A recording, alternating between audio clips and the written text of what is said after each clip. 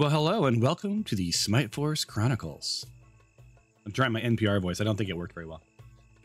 This is a quick preempted call where we're gonna, it's a little special tidbit where it's just me and Tyrros. So there'll be a little bit of a review and then we'll go from there. So if you may recall the last time you played, yes, you were all up on stage. You had won Ale to the King. we had. Yes, and you were here for the special occasion. So, to bring you up to speed, you guys experienced an evening of magic. That was your special. You were the special guest at the evening of magic, which is kind of awesome. So let me send this to the chat so you can see and experience what everyone else experienced. So first and foremost, the festival grounds have transformed. From a bustling day of jubilant challenge and playful riddles, the evening has turned into a venue, into a mesmerizing spectacle of light and sound. A crowd is gathered around the main stage, as you can see, of the amphitheater, a collective sense of anticipation in the air.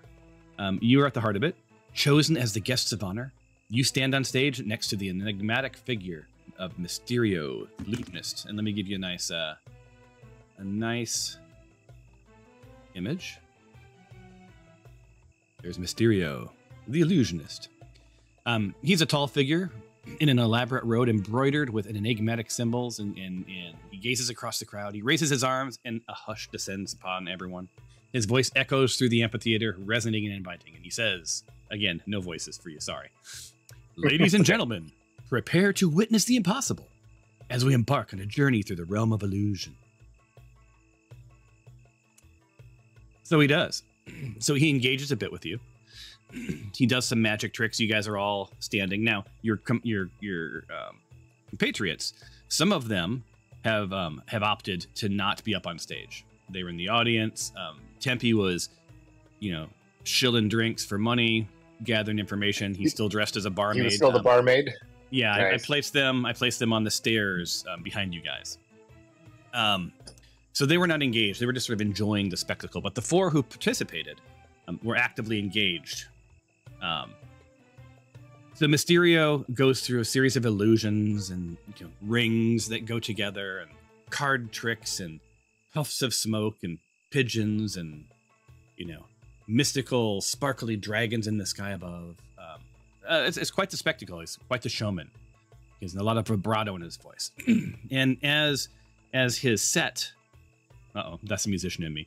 As his performance comes to an end, I hear you. It starts to build into this big main event, right? And you guys are just super excited about it. So here it is. So there's this large cage. It's positioned at the center of the stage. It's a sturdy cage. It's metallic. It's ordinary in its appearance. You there, and he points at you, Tyrros. Honored guest, ruler of the Jumble Jester. Drinker and thinker alike, he says, pointing at one of your party, which is you, Tyrros. Please come forward and step into the cage of illusion. Audience and onlookers, gawkers and fans, encourage this brave soul. So the crowd erupts.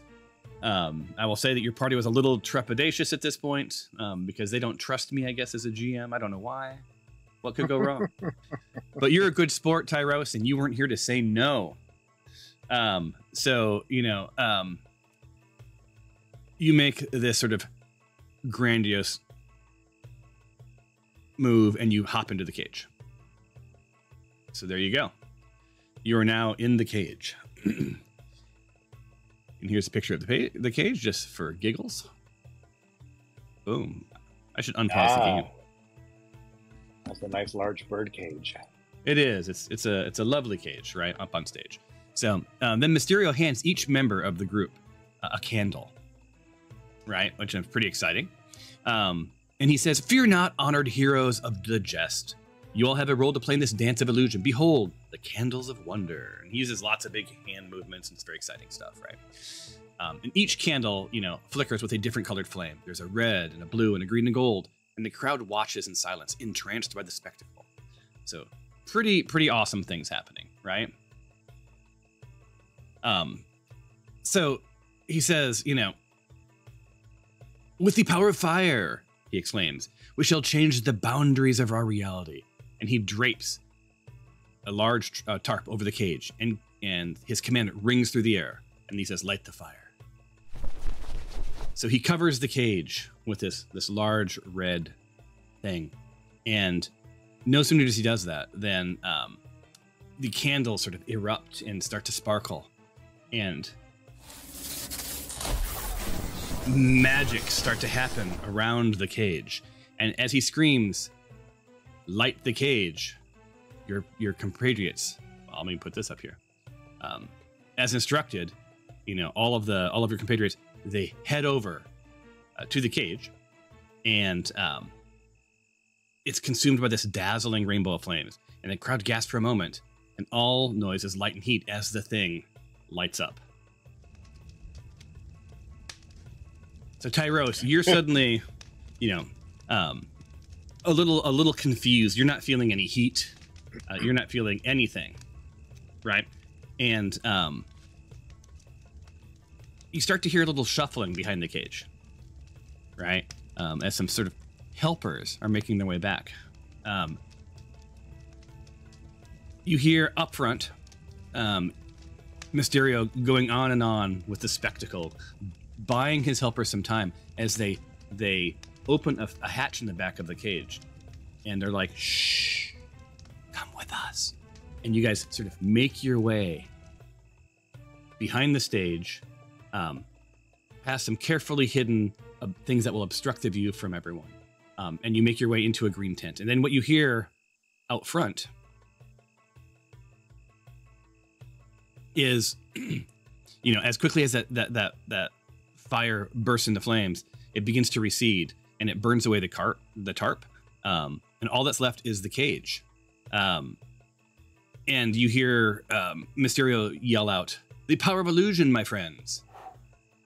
And poof, you were gone. So you're in the red. You're in this green tent off to the back, and let me place you there. I've gone willingly, I assume. Yeah, because stage? This is as far as you know, this is just a magic trick, right? Yeah. So for you, there's a little bit of foul play at work here, Tyrros. So the show isn't over for you. No sooner has the cage been revealed to be empty, and you're directed off stage, led behind the scenes into a green tent. The sudden change of the environment is a bit disorienting, right? You know, there's the swimming of the crowds, there's the action, there's this thunderous applause. Everyone is focused on what's happening on stage. Your compatriots are looking both surprised and intense. And I can tell you that like Dinjarin was ready to attack, but unfortunately he had sat in one of the seats, and there was no way he could have ever made his way to the stage. So in the shadows of a tent, figures await. Cloaked in dark robes, members of the Black Cult of the Dragon reveal themselves. There's no time for question. Against your will, they usher you out the north side of the tent, away from the festival chaos, and into a waiting boat. There's really nothing you can do about it. You're outnumbered, you're outgunned, and you're a bit drunk from the festival itself, right? So you're gagged, you're tied, and you find yourself in a boat. This boat sets off, taking you swiftly away from the celebratory sounds of the festival, heading north along the river towards Lork. As Seacomber fades into the distance, the lights of another settlement become visible. Now, this is much, much later, right? What you pick up from their conversations, and what you pick up from the time, and what little you know about the areas, that you're hearing words of like Wayward Inn in Lork as your next generation. And, you know, the night is still young, but your adventure is just beginning. Now, for what everyone else, what they experienced was this. So the curtains of illusion fall behind the scenes. The spotlight is still trained on the remaining members of your party on the grand stage. Mysterio, the illusionist, spins on his heels to face them, a wide grin, right? Because he's just done this awesome magic trick. And he says, "Ladies and gentlemen," he addresses the crowd, but his eyes are sparkling at you. You being the rest of the party. The journey through the realms of illusion is not over yet. And with a flourish of his hands, he approaches them, right? His fingers are dancing in a complex rhythm of weaving of magic in the air, and he's making a real show of it. As he walks towards him, he begins to chant, his voice dropping into an enthralling whisper that sort of fills the amphitheater. Here you go, a little image. There you go. Oh, Mid-Journey. Oh, Mid-Journey, of course. You know how hard it is to get a consistent theme? Let me tell you. Anyway. I can't imagine. So Mysterio shouts out, Abracazam, Eldraco, Illusionium. And each word seems to hang in the air, shimmering with the power that you can feel vibrating in your bones. And this is what you're hearing as sort of the boat's leaving, right? The candles in their hands flicker and dance, and their flames reflect in Mysterio's eyes, creating a spectacle of light and color. And now, he proclaims with his voice, rising into crescendo, behold the final act!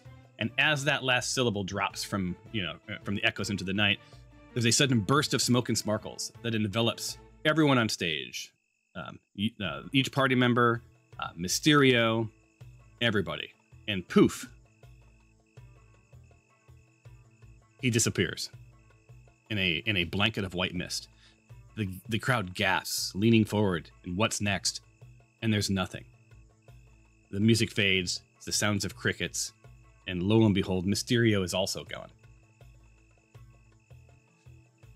So, as you hear the final eruption of applause, you also hear the boat making its way to the north. So that's what you missed there. Okay. So, what time is it? How are we doing on time? Doing great. 10:52. Activate. So you should now see nothing because you are in a boat.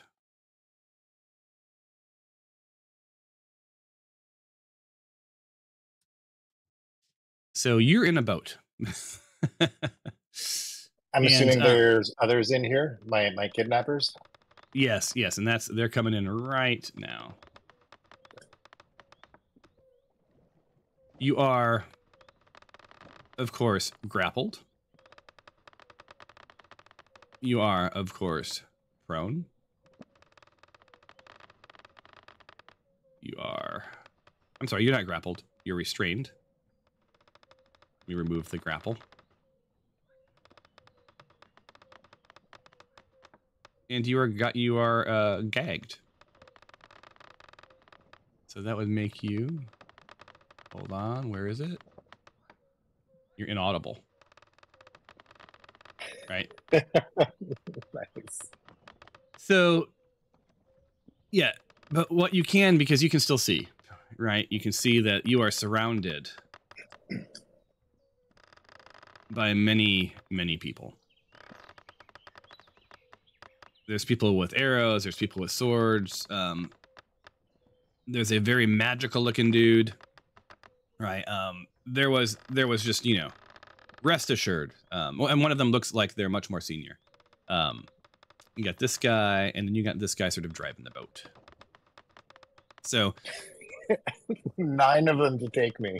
Yeah, so they were ready for you, right? They weren't all in the tent, right? Some of them were just in the boat, but they're taking you upstream. And what you hear are conversations. Some of the conversations are about you. They feel that you may have information that they need.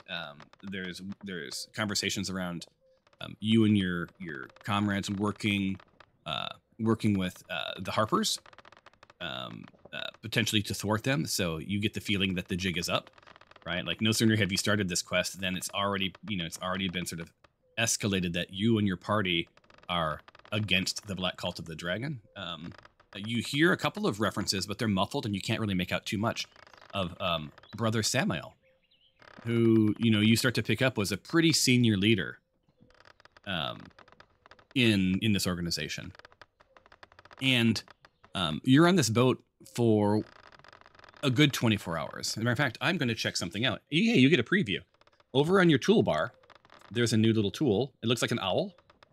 And it's called Ask Bubo. And so, trivia time. Do you know what Bubo is?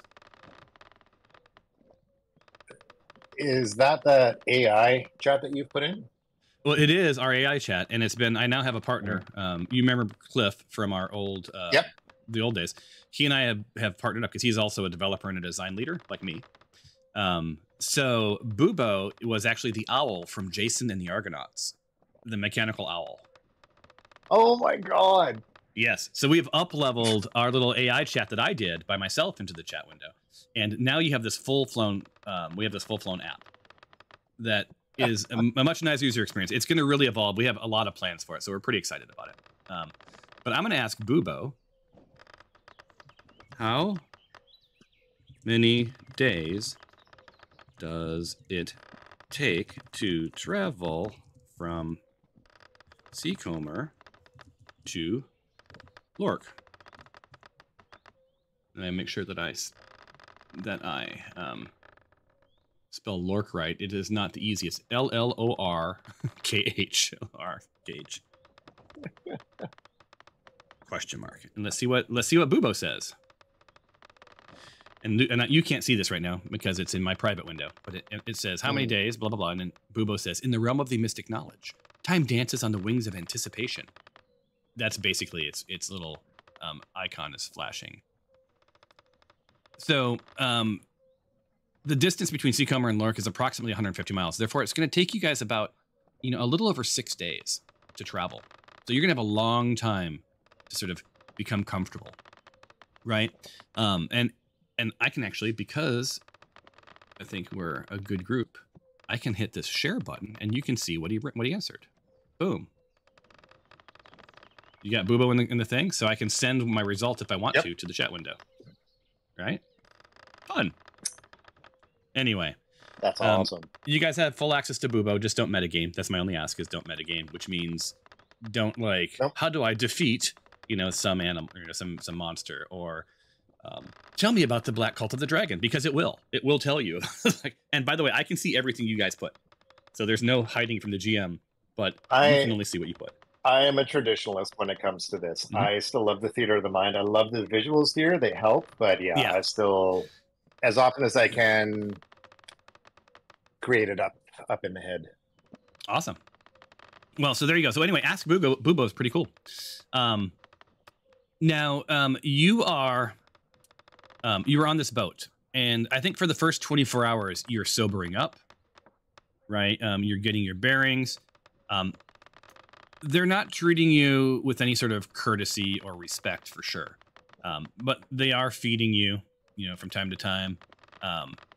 They aren't putting you in horribly uncomfortable positions. They'll prop you up against the wall. You can, they're letting you not move around. You're bound completely. And they're also not doing a great job of holding their tongue. So you are picking up on their conversations, right? Especially as the days go on, they become a little bit more lax and a little bit more comfortable, right? You're at your most unhappy during the day when the sun's beating down and you really don't have any sort of exit. So you notice there is a red tarp over the. I don't know if you noticed that, but there's a red tarp over the top of the barge. Although you're inside of it, so it disappears when you're inside of it. But sometimes during the day they'll put you up front. I never did see it. Yeah, so sometimes in the daytime they'll put you up front. Right, and there you go. Give you a little sun, maybe do whatever. If they have to have private conversations in the back of the boat, and other times they move you back into the middle, right? And just sort of there's always a couple of the cultists just around you to ensure you don't do anything stupid, right? Like jump into the water or whatever else. So I do ask you, after the first day, you've sort of gotten your wits, you've gotten some rest, you've gotten some food. It's about 9:30 in the morning. What do you do? I am fully restrained. I think the first thing, are my hands behind my back or in front? They started behind, but as you settled in, they moved them into the front. So they're both bound together and into your waist. Have I been stripped of all of my weapons and personal belongings? You've been stripped of all of your weapons, for sure. Not all of your personal belongings. There's some things that have been left in your pocket. Specifically, you know, they ushered you very quickly into the boat, and they were just looking for the big items. They tried to remove anything that was magical. You don't have your dagger of warning. You don't have your short bows or any of that stuff. But you're still deep in your pocket. You still have your stone that calls, right?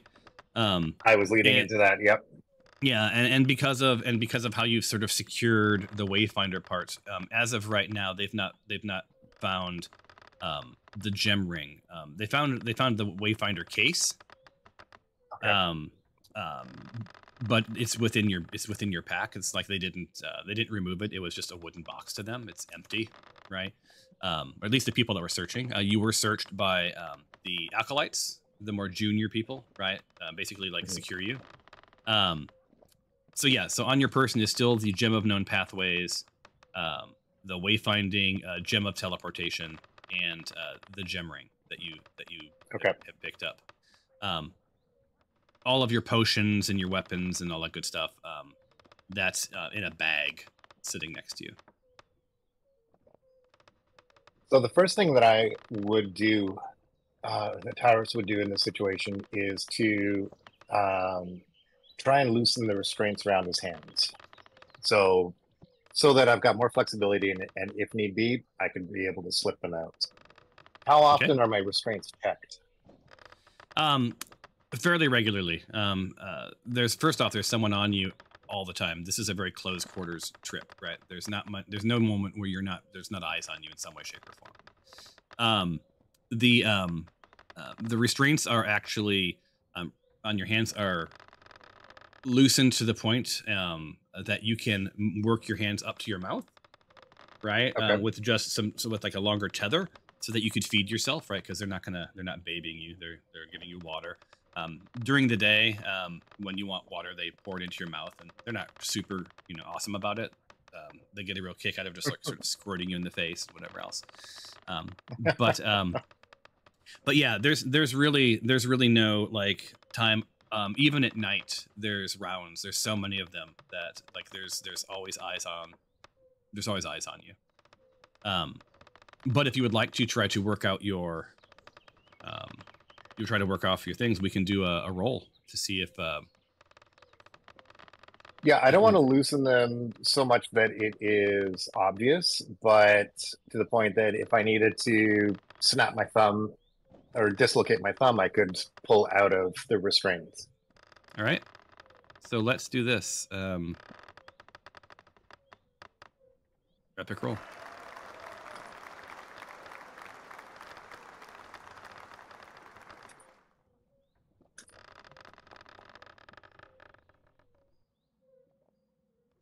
Check it out. So yeah. That's okay. So you have the restraints loosened. You can't get your hands out, but they're a lot more comfortable. Hey Curtis, can you give us like 2 more minutes? 3 more minutes? Sure. I'll go grab you can stay dialed in, just mute yourself and I'll give you guys a thumbs up when it's time. We're almost done. Okay. I'm gonna go grab some food then. I won't be in my office. Sounds so I don't good. hear anything. Perfect. So we'll fast forward this. So yeah, you have some comfort, but there's no world where you're getting out of this, Tyrros, right? Yeah. I think at this stage, Tyrros, out of curiosity and safety for himself, I will continue with this destination. Wait to see where they take me. Right. I'm not going to try and escape off of this boat. I don't know what's in the water. I'm too restrained to be able to swim, and with fear of as soon as I jump off the boat, chances are there's going to be 4 arrows in my back as well. Yeah, 100%. So I think it looks to me like I may have a frozen foundry. I hope not. But yeah, I can zoom in and out. Okay, yeah, so you're it may just be on my end. I'll have to refresh here in a second. So the bottom line, before everyone else joins, is that yeah, after about 5.5, 6 days, Hey Sarah, can you mute or turn the volume down for just 1 minute?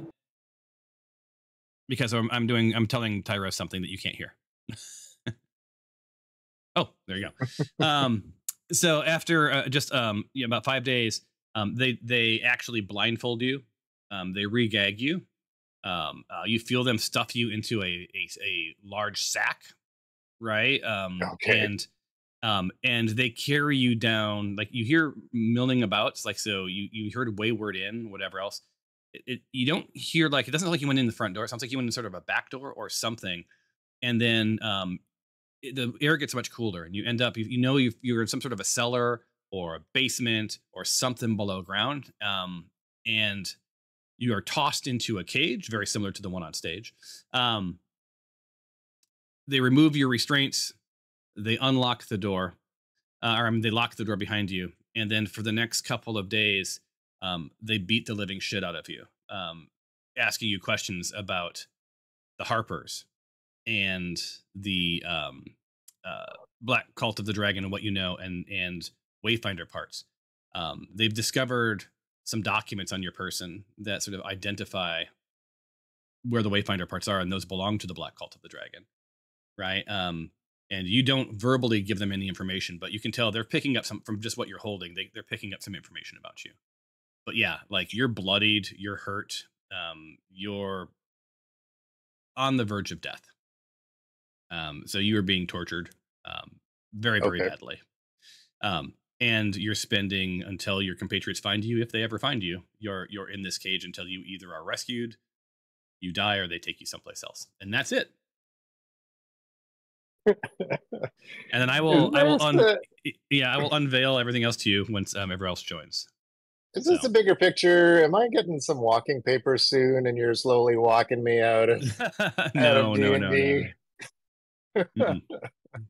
No, you're all good. Yeah, I have to refresh. This is definitely locked up.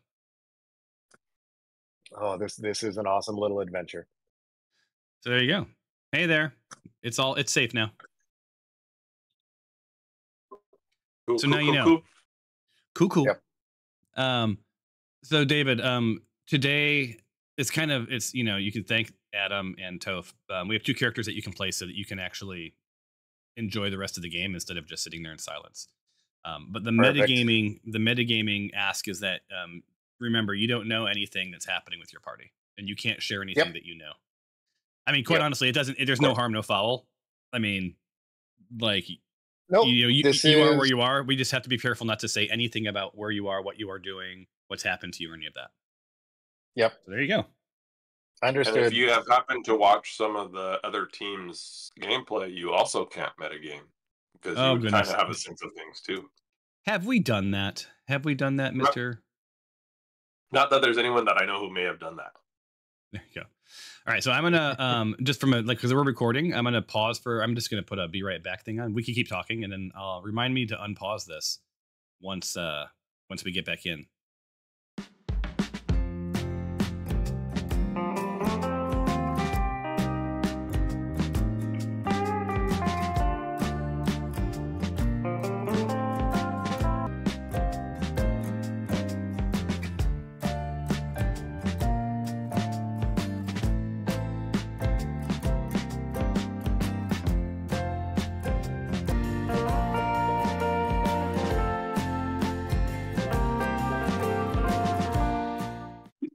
All right, we're back, and the party has joined. Some time has passed. Hopefully that I did that right, and it didn't show starting soon for half an hour in the video, but one can never tell. All right, so when we were last here, some things happened. Some exciting things. You guys had won the Ale to the King contest at the Festival of the Jumble Jester. You turned in your tickets and you were made participants of the main event, where Mysterio the Illusionist put on a night of illusion, as they say. Very exciting stuff. He did sort of card tricks and, birds from boxes and all sorts of things. But the spectacular moment happened at the end of his performance, where they pulled a cage up onto the stage. He selected Tyrros as an honored guest, put Tyrros in the cage, handed all of you candles. You lit the candles for you, and they started to sparkle in different colors. Put a tarp over the cage, and as you held up your candles and as he chanted the words, a magical aura started to glow around the tarp and the cage. He asked you then to step forward and set the tarp on fire, therefore lighting Tyrros into a blaze of flames, into a potential fiery death. You played along, you did so, and he did some more magic words and big gestures, and poof, everything was gone. The tarp disappeared, the fire stopped, and the cage was empty. Before you could react, before you could do anything else, he chanted a few more words and disappeared himself. The crowd erupted in cheers, and you were all left standing on stage as people started to sort of like mill away. Sort of the house lights came up, you know, like it was over. You did some investigating, and you found some footprints that led from the back of the cage to the tent, which it wasn't necessarily surprising, right? Because this was a magic show, right? So this was clearly an illusion, not necessarily true magic. And you sort of deduced that your compatriot had been pulled into this green tent, probably as part of the show, and has disappeared from there. I believe that you did some searching, and you found... did you guys do some searching? You did, right? I believe you found some evidence.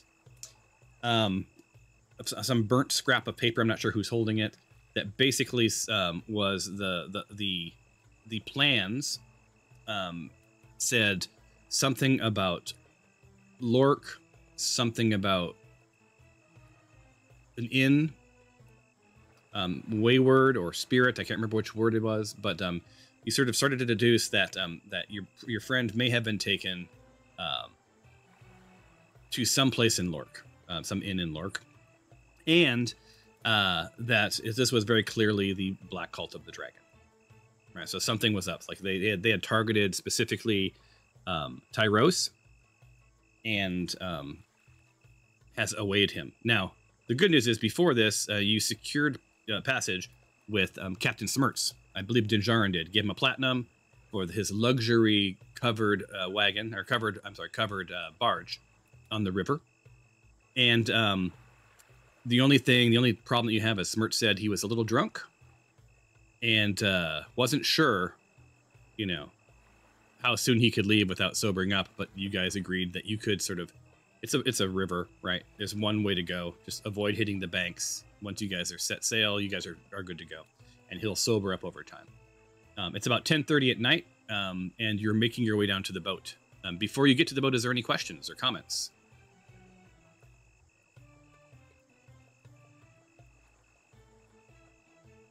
Did we? I forgot. I know I think it was Alexandria or someone also saw footsteps. I remember you. I think you just said this, but going to the woods behind. Did we explore those or like investigate those more? The woods. No, she didn't. I don't believe that she found anything. She found footprints going down to the river.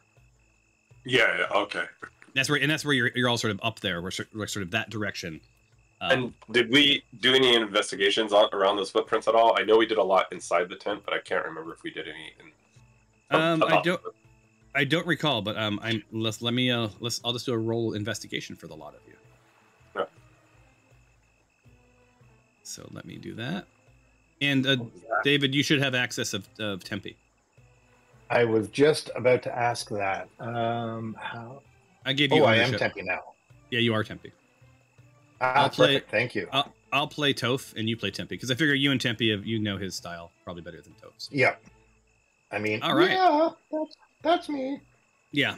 You're dressed as a barmaid still, so just so you know, you don't have to be dressed as a barmaid, but that is your call. And in case you don't know this, to change if you have a disguise or another outfit, if you right-click the character, it'll flip through your disguises one at a time.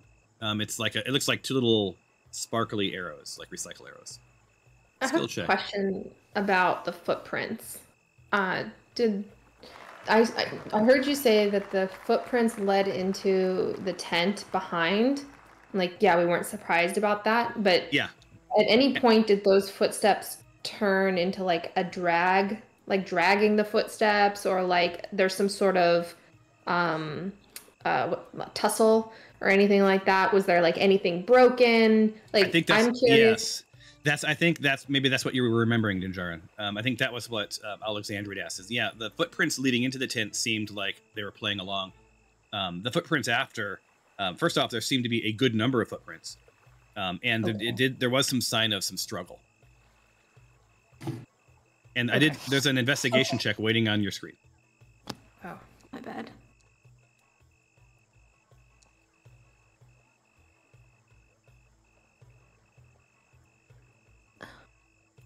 Why does it always do this? It always makes me click Dark One's Blessing and use it on something. You don't have you don't have to use it on that. I think you can hit either the X or something. Yeah. Oh, okay. I didn't. Yeah. I got to roll for Toph and Alexandria, I guess. Have not heard from Alexandria.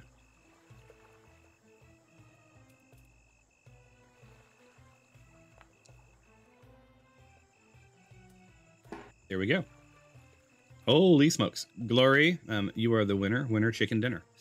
This is very clearly an unwilling participant exiting the north side of the tent.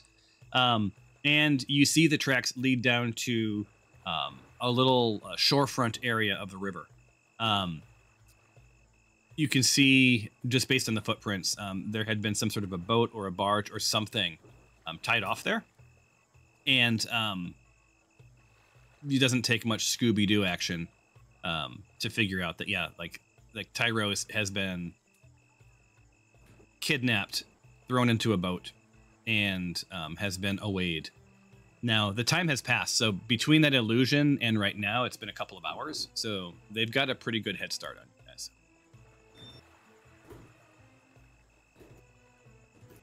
All right. I think at the end of last week's episode, we all agreed that we want to just get to the boat and start going, so we can try to. That's what I thought. Yeah. No, there was people. I think the idea was that no one was. There's some intoxication going on with the people that were on stage from the contest. But after a couple of hours, that'll fade away, and you wanted to go through the night, right? Glory. At least from a tent perspective, there's at least 4 or 5 people, including Tyrros. There could be more, but it was too muddy to tell beyond that. Okay. All right. But like, there's no blood or anything, right? Like, there's no like weapon that was used to knock him out, or like, I'm trying to gauge like how hurt he is. Yeah, there's nothing that, even with the 21, that you could pick up. You don't see any blood, but that doesn't necessarily mean that he wasn't bludgeoned. Right. You didn't hear any screams. Now the crowd was going crazy, right? So this was probably a pretty well designed kidnapping. But you don't recall hearing any screams, seeing anything. Tyrros clearly got into the tent, with playing along, but then was clearly drugged from the tent with other nefarious options at work there. You would surmise you don't see any blood, but it does look like that the person didn't sort of come willingly, and there was a lot of dragging going on. So, lead you to believe that he was probably bound, at least tied up, probably gagged. Okay. Awesome. So let's make our way to the boat then, if there's no other things. Hopefully I did this right. Wait. Is Tyrros the one with the key to the? Who's the one that has the key to the airplane? Now, Tyrros, you can't answer anything related to Tyrros, but you guys can talk about it. Right. Tyrros has the key. God damn it. Yeah. Okay. So I think someone should go and see if the air balloon is gone. Whatever their thing is, like the plane, or like, I could summon. We couldn't see it because it would be so high up, and we left it back in Daggerford. Okay. So the key that he has would also summon it to come to us whenever we needed it. So we haven't done that yet. Oh, because I think he also has to attune to it. I think to really be able to leverage it, maybe. Okay. Okay. So they probably, for some way, wait, who was he talking to? Because he was talking to the magician dude, like the entertainer. But when we were all like doing the riddle, I mean, he did the riddle with me. But like, was there anybody that we saw him talking to that could be potentially a suspect in knowing that he had the key? Or did he slip up that we had some sort of? I remember he slipped up to somebody about the. You know what? It's the short guy. That's who it is. The short guy that has a Napoleon complex. I think he's in on it. Has anyone seen him? Roll the insight check. I think you're onto something here. Well, I mean, you guys are asking all sorts of insightful questions. I'm just gonna. Well, you know that I'm not. Ooh, we all did good rolls so far. Nice. All right, tell us who took him. Hold on, there's 2 more. And can you guys see everyone else's roll? Yeah. Yep. So you see that. Thank goodness Stefanos is here today. 25, 12, 21, 25, 20, 27. Stefanos coming in with the... Yeah, so here's the thing. You know, you guys were asking questions about weirdness going on, whatever else, and just through your normal conversations. I don't think anyone would have gotten literal details of what you're up to. Right, like no one mentioned working for the Harpers on this specific quest. But you guys are from out of town, but that's not uncommon. The Festival of the Jumble Jester brings people from all over the place, right?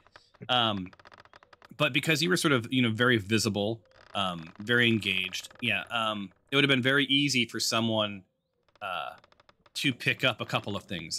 One, that, you were asking specifics, information, right? No one maybe knew that Tempe was, a barmaid, but like, there's definitely, you were talking to Smirks. I mean, you were talking to some of the characters around the drinking area. I can't remember. What was his name?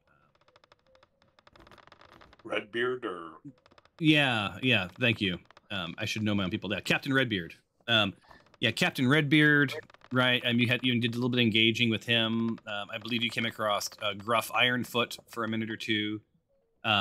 No one really wanted to talk to Seraphina Moonshadow because she was so high all the time. And you guys didn't spend a lot of time going back. You even had a run-in with Fenton Quickfingers, one of you, right? So I think anyone who was looking for signals would have been able to pick up that that Tyrros was probably your leader. Right. And if they wanted to know anything or to steal anything or to have any sort of goings on, the leader's probably the most likely candidate to know things and be carrying stuff that they might be after. And that's what I'll give you for a 27, which is a pretty fantastic insight. Yeah. So it potentially could be my fault since I was probably the loudest asking about the mines and the cult of the dragon. In the middle of the most crowded area. Mm-hmm. That tracks, right? It tracks because you're not the brightest. Yeah, so I kind of will have to apologize to Tyrros when we find him that, hey, I may have gotten you captured. Could have been. It could have been. But there are enough signals sent out that Tyrros was absolutely targeted. And Stefanos, it wasn't lost on you that when Mysterio needed to choose someone, he didn't pause. He immediately chose Tyrros, which also throws into question, like, what the hell, from your insight, because it's a 27 is solid. What's up with Mysterio? What's he have to do with this? So shady. Awesome. Lame, Glory. Lame. IRL getting in the way of D&D. No, it's all fine. Yeah. So So yeah, as you know, it's roughly right now. Let's pull the clock into the next day. It's about 3:30 in the morning. You know, it's still dark. Smirts is sort of starting to sober up, but he's very sleepy. He's been drunk, right? A couple of you guys have just been sort of lounging. And he tells you, yeah, it's about a 5-day journey from here to Lork by river, right? He thinks he might be able to, get there a little earlier, but he recommends from time to time you pull over, you engage with some of the locals and whatever else. So anywhere from 5 to 7 days, right? You didn't see any blood. You're not led to believe that they were after killing Tyrros. So while I think you want to find your compatriot as soon as possible, it's not necessarily an emergency, right? So you don't want to rush into anything or do anything stupid is sort of what your insight would tell you. So as the days go by, I just want to know what you guys want to do on this barge. Just know that you're going to have like 5 days of possible random encounters, maybe story, narrative, who knows? But like, is there anything specific that's going to happen with you guys? Oh, hey there. I'm in line to catch you up. I did a side quest with Tyrros, so he knows what's going on, but he can't share it with you. He's playing Tempe's character today because Tempe can't be here because lame. You guys have secured a barge from a fancier barge from Captain Smirts, who's wasted and sobering up. It's about a 5-day journey to the river town of Lork, where you're looking for some inn called like Wayward or Spirit or something, right? And as he sobers up, Smirts shares that he is familiar with the tavern, the Wayward Spirit. He's not sure if it's also an inn or not. He do like to drink. So the question is, for the next 5 days, is there anything you guys want to do? Do you want to do some long rest? I can fast forward up unless there's any events. Is there anything that you want to know or talk about or whatever? There is something I kind of want to do. Just thinking it back, I started thinking about how our last voyage on this ship went. And I'm just like, hey, I think we need to be a little bit prepared. So I have some caltrips, and I want to somehow put them around the outer, like somehow stick them on the barge, on the outer edge of the barge, where if someone were to try to board the ship, like they would get cut and like have to pass these caltrips, and they, like the fences that have all those like spikes for birds, like somehow do that all around the. Oh, kind of like a barbed wire sort of a thing. Yeah. I think Smirts isn't really thrilled with the idea. He does let you know that you're going to have to, pay double the price if you do any damage to his barge. But if you're okay with that, then he's fine. I say, don't worry. I got you covered. Someone's a big spender. Yeah. So, all right. So you wrap the barge into sort of this barbed wire. Two things happen because of that. Number one, anything that tries to sort of like brute force get onto the boat will have to roll for piercing damage, right? And some sort of an acrobatics check or athletics check to get over the wire, right, with purpose. It is probably somewhat visible from the outside, so it's not like it's invisible wire, right? So it's pretty clear. The other thing is it does draw the gaze of people that you go by. They're like, what the hell's up with that boat? Like, is there something very valuable on that boat? Or are they just crazy? It's kind of like that lady that wrapped her plane seat in saran wrap. I don't know if you ever saw that video. Yeah, Oh, you should Google it. It's insane. She wanted a first class cabin, so she built it with saran wrap around her seat and the seat in front of her. But anyway, it did not go well for her. But that aside, that might work to your advantage, right? So the benefit's going to be, it's going to keep critters and creatures and potentially alligators or whatever else from hopping onto the barge. Anything else before we start fast forwarding a little bit? Should I remove the caltrips from my remove that from my inventory? Are you gonna recover them when we're done? I plan to, yeah. But so I wouldn't remove it unless something engages with it. So let me Let me give you guys a little bit of narrative. Traveling by barge from Seacomer to Lork on the Dimbildir, which I pronounced poorly, is a journey laden with the sights and sounds of the sprawling wilderness. As the barge pushes off from the docks of Seacomer, the distant clamor of the markets and the festival fades, replaced by the gentle gurgle of the river against the barge's hull. The banks are often fringed with tall, verdant trees whose branches occasionally overhang the water, casting dappled shadows on the river surface. Here's a nice little pleasant image for you. As the days blend into nights, campfires from the riverside villages twinkle like stars, while the soft strumming of a lute from a fellow traveler fills the air. Herons and kingfishers can be spotted diving for fish, and every so often, a deer or a wild boar can be seen cautiously approaching the riverbanks for a drink.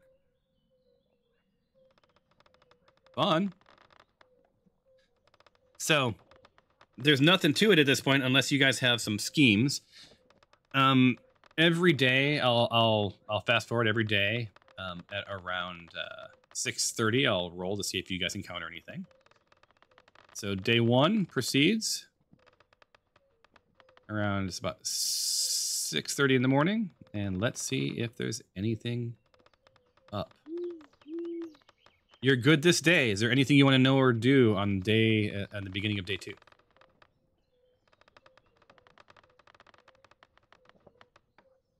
I want to ask Smirks, like, is there anything he could tell us about our destination? Lork. It's Lork. Lork. It's Lork, my friend. Lork, Lork's an interesting harbor town. It's one of the crossroads, right? So it's where a lot of things come together. It's sort of the last bit of goodness before you head into the Badlands or into the mountains. It's a pretty common for travelers and adventurers and guns for hire, as they say. I guess swords for hire, alike, to sort of come together. Genuinely good people, but you can't trust everybody. And is there any particular faction that runs Lark? Like, do you know about the government? Like, or like, is it overrun by, say, like, people who are not so well intent, or? It's a very casual. It's a very casual approach to government. They're not big fans of government there, but it's not run by any sort of mob or cult or any dark forces. It's good people. They're a bit hardened from living on the river and facilitating trade. But it's a fine city. And is there a good spot to get a good drink and a scone? Well, as mentioned, you guys had been talking about the Wayward Spirit. I spend most of my stopovers eating scones, and they have a good lamb mutton as well. If you're down with lamb, right? Cute creatures, but tasty creatures. But they have some good ale. Did we already ask you about the magician, Captain Sports? I know nothing about whoever that was. Matter of fact, I didn't even get to see this show. I was a little focused on my pint, and there was a barmaid there. My goodness, just lovely lass. Bit of an odd voice, but I kind of liked it. Tyrros Tempe turns around and winks at Captain Smirts a little bit and passes him a side smile. Now, is Tempe still dressed in the barmaid outfit? He's not. Tempe right? Tempe has turned back into his regular garb. When they were at the tent, because that would probably confuse Smirts a bit. But yeah, no, he's not. He doesn't know anything about this illusionist, right? One would imagine just sort of passively that this is an illusionist for hire that does birthdays and bar mitzvahs. Like, you guys didn't see any magic that wasn't clearly trickery. Let's put it that way. Right, I'm going to go into day 2. So let's pull the date forward. Boom. See if anything happens. Let's get you to about 7 a.m. today, and we roll. Ooh. Oh, Gloria mentions that she's brought along some of the ale, and she's just going to get wasted to make the time pass faster. So day 3 begins. Anything you want to know, do say. Let's see.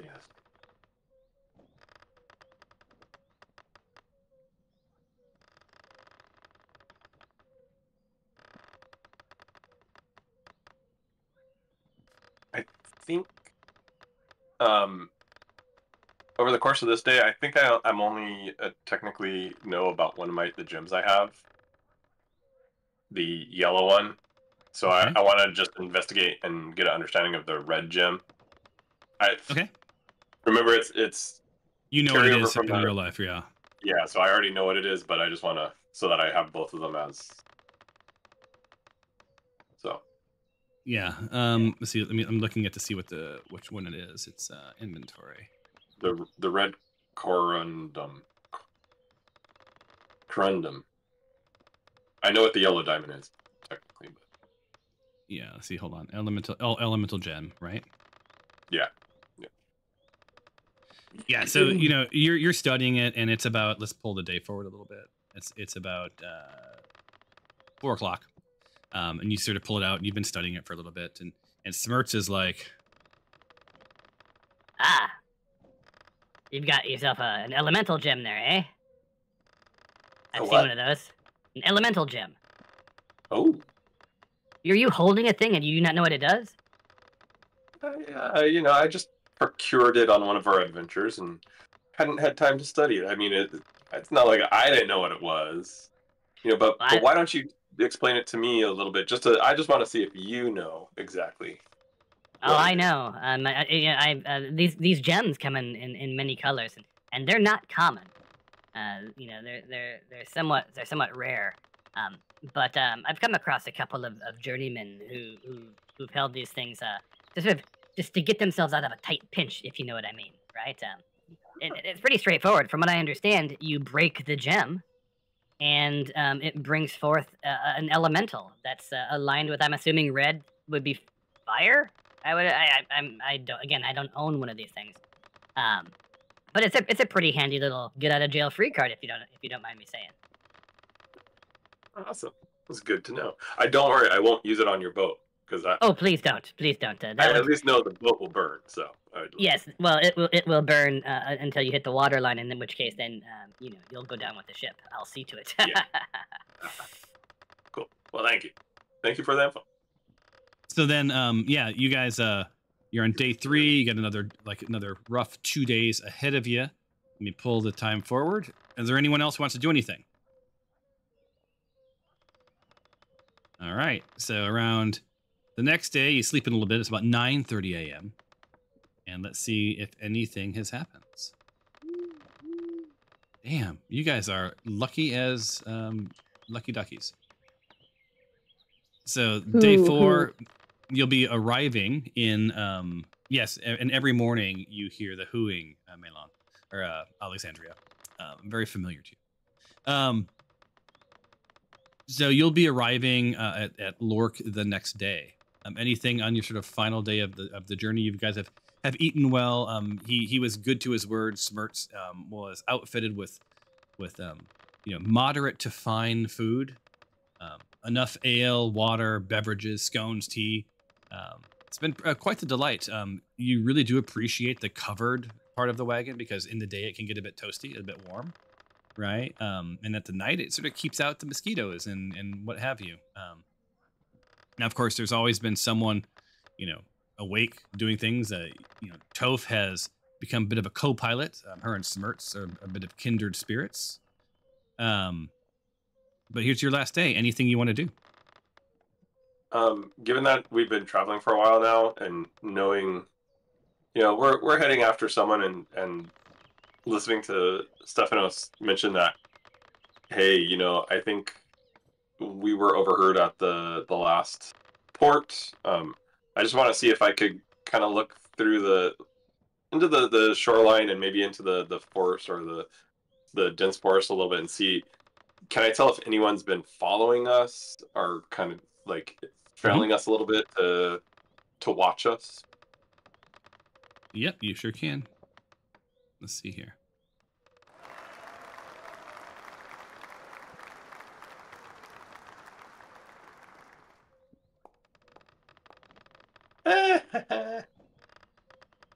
So you got yourself a 16 minus 2, 14.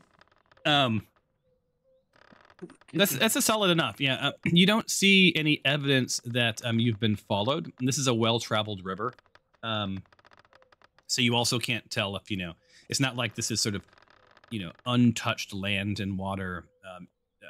So you can't really tell who's come before you or who's coming after you. But you don't see any evidence of prying eyes. You don't hear the trotting of horses along the road that aren't sort of normal travelers. Right. It doesn't seem like anyone's sort of keeping up with you. And I think you've got, doesn't one of you have something of warning, like a sword or an axe or a whatever?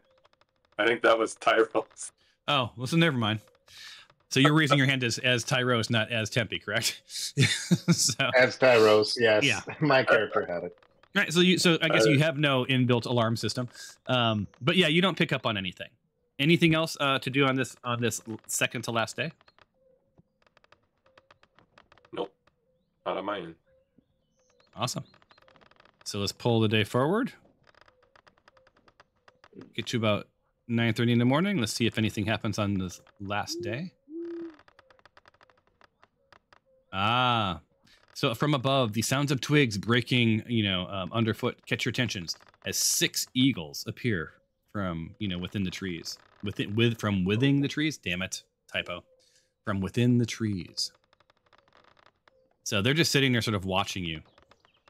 Are they normal sized eagles? Do they look normal? They're just normal eagles.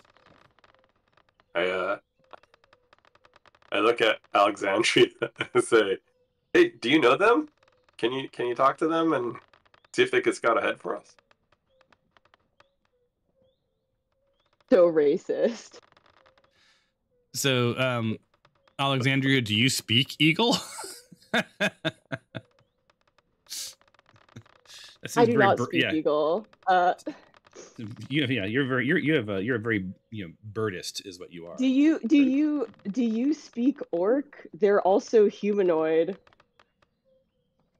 I don't speak much other than I speak Celestial. That's fair. I mean, then you're probably about as equipped to talk to the eagles as I am. So okay, I'll try it. So Alexandria, while you and Dinjarin are talking, Glory, you hear say like, Smirt, stop the boat. So he stops the boat. Glory would like to secure some feathers. And how does one go about securing feathers? I think I can actually talk to small animals, and I can ask them for a feather before we go against their will and take some. That is cool. All right, is that what you would like to do? Yes, I would like to talk to this eagle and say hey, friend here would like a feather, but also, before the feather, because that's not priority, and wanting to know if they have any insight into what lies ahead on this river, having been flying around the area, and if they've seen a magician type and somebody that may have been taken. All right, give me 1 second. Let me put some eagles here. How many of them were there? There's 6. Yeah. All right, give me 1 second. Oops.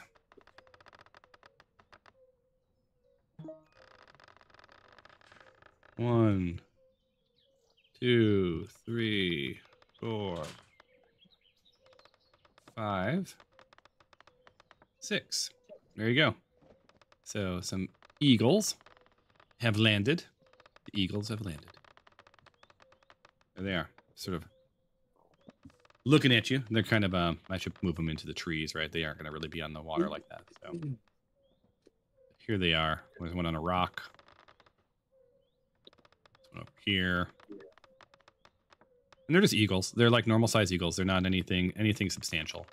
All right. So you can talk to animals, correct? Does that require a roll? I'm not sure. I'm looking for it right now. Is it a passive ability? No. Oh wait, yeah, it is. It's a passive ability. Speak with small beasts. Look at that. All right. So through sounds and gestures, you can communicate simple ideas with small or smaller beasts. Forest gnomes love animals and often keep squirrels, badgers, rabbits, moles, and woodpeckers and other creatures as beloved pets. So you can communicate with them through gestures. So it's not like you can understand their language, right? But you can sort of read their body languages, the sounds that they make, and sort of draw attention to. So it's not like you're going to be able to say, how many people came through? Well, maybe you could say how many people came through here and then sort of pick up how many or whatever. It can be largely, I think, yes or no's, directions, that sort of a thing. So let's do this. I will put on the persona of an eagle and you can start asking questions. Yeah, basically communicating with my body language. I point to the eagles and then point to my eyes and then point to the boat to see if they've seen another one going down this river before us. Yes. Many. Many boats.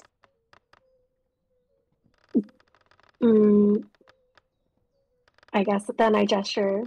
Did they see any of the boats with someone just slightly taller than me and another quite large?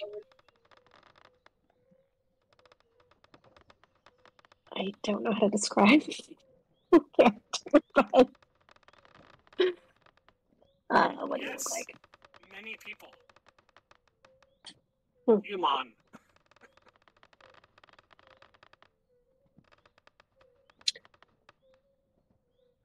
What else should I ask you?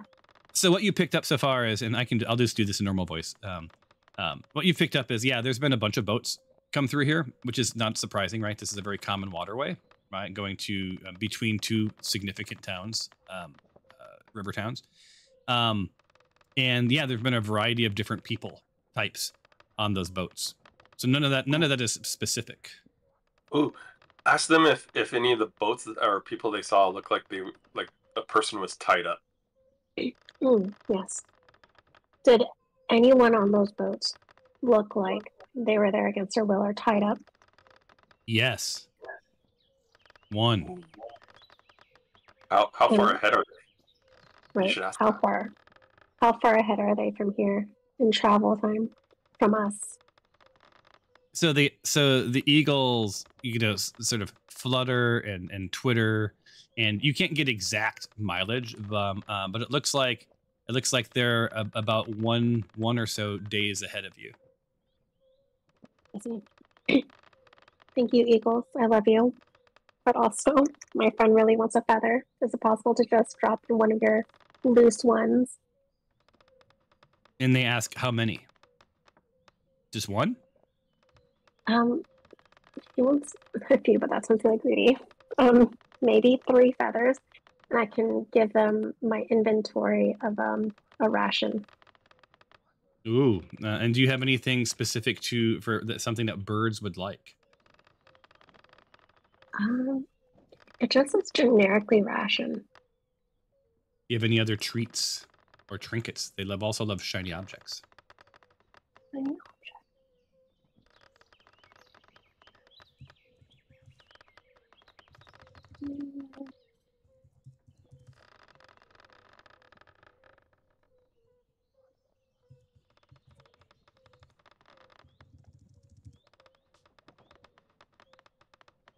Nothing that I can give away.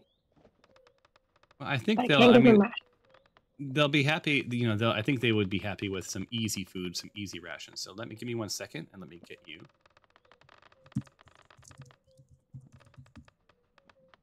One of these.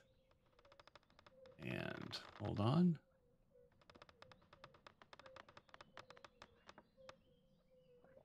Give me 1 second. Just have to pull this together.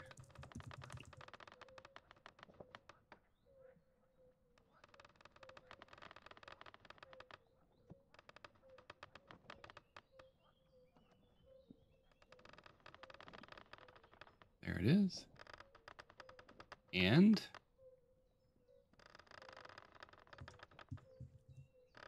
there's that. And all right. And you wanted 3, right? Yes. All right. And this is that. And boom. All right. So let me, and am I handing them to you or am I handing them to Glory? You can go ahead and hand them to Glory. All right. 1, 2, 3. So there you go. I believe so in Glory's inventory are now 3 eagle feathers.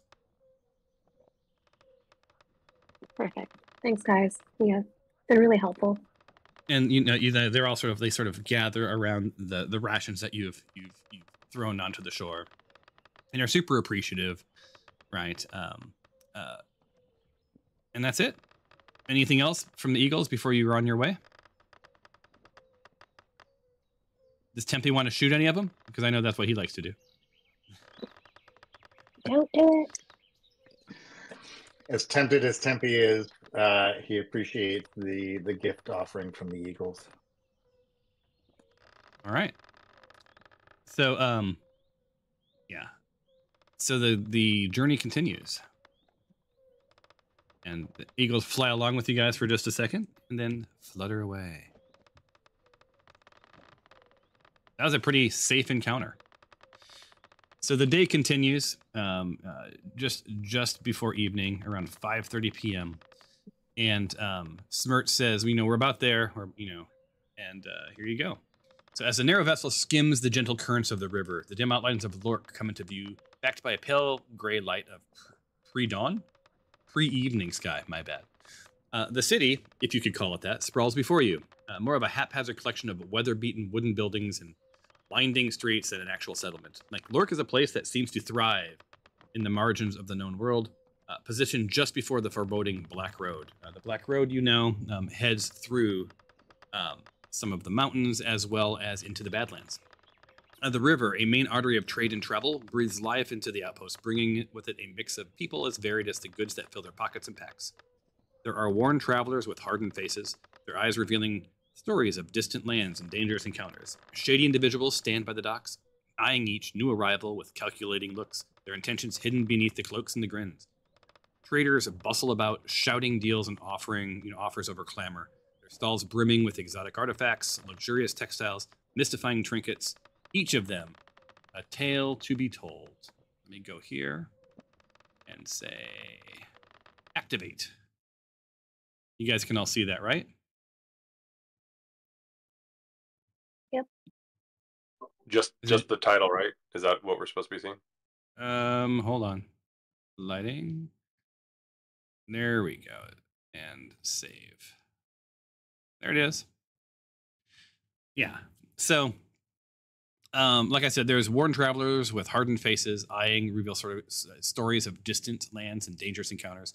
Shady individuals stand by the docks as you pass them, eyeing new arrivals with their calculating looks and their hidden intentions. And as I mentioned, traders bustle about, shouting deals and offers over, their stalls and so forth. Smirts, suggests that you guys head right to the tavern, if that's so your intention. If not, he can tie off, and you guys could spend a little time in the shops if need be. It's up to you. I turned to everyone in the group and was like, hey, how do you guys think we should go about trying to find Tyrros? I mean, where should we start first? Like, this looks like a pretty big place. And albeit he's not a small guy, he's a tallish elf, half elf or elf, I don't It'd be kind of hard to find him, I think. Anybody have thoughts? I think Go ahead. sensing to find the spell. Oh, you have a spell? I don't know if it's just objects though, but let me double check. Well, and Toph points out that the only clue you have seems to be this tavern that Smirt's mentioned. But Toph isn't against stopping if that's what you guys want to do. Well, I'll look at Toph and be like, hey, you were a cult person not too long ago. Like, are you familiar with the city? Do they have hideouts here that you'd be aware of that we could go to? I know that's unfair to ask you, Thomas, because you're playing her character, but I'm guessing she would have to ask you if she knew anything. Yeah, and she's not been to Lork before. Okay. So she doesn't, she knows that river cities are bustling places with lots of, a range of the good guys to the, underbellies. There's markets. There's usually dark markets. There's a variety of foods, right? You're seeing a lot of seafood. There's a lot of fishing that happens in this little village, but she doesn't know anything specific to this area. Timpy, you were going to say something? Yeah, I think we should just start questioning everyone that we see who might know something. I have no problem putting a knife to their throat.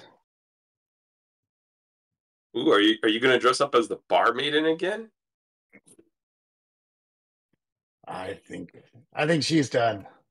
Ah. Although if it would benefit the search, I'll do it again. That outfit was quite flattering. I got a lot of tips. What I can do is locate an object, so I can locate Tyros's weapon, and it'll help me find the object directionally within 1,000 feet of us. Ooh. That's a good idea. So did you want to do that in where you are, or did you want to do that closer to the inn, or where did you want to fire that up? It has to be within, you'll know if he's within 1,000 feet, right? How long does that last for? That spell? It doesn't say.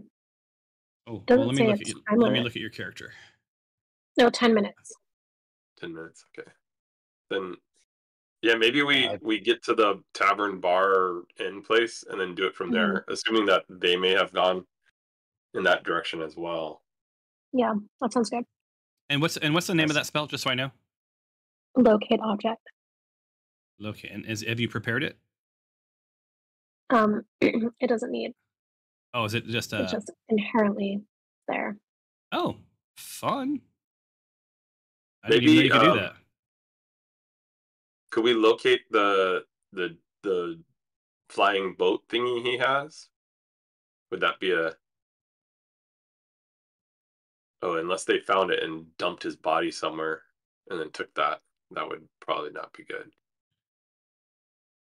I mean, not saying that, Tyrros has been killed already and they dumped his body somewhere. Just realized that's kind of what I was just saying. So I don't think that happened. But the boat doesn't just follow him, right? Doesn't it? Or does it go to him when he calls? He has to call it. You guys knew that. Yeah. Okay, yeah, let's go to the bar. Question people and see if we can use that locate. I do have a question. Where is locate object in Stephanos? What tab is it? The second level spell in spell. Oh, so it is a spell. Mm-hmm. And I'm looking. You do not have it prepared. Did you want to prepare it? So if you look at your spell book, like some of them are faded and some of them are not. They're actually all on. None of them are faded in my spell book. Oh, weird. I wonder how you tell if one of yours is prepared then. Which right. There's the filters, the sub-tabs. If you click prepared, you can see the ones that you have prepared.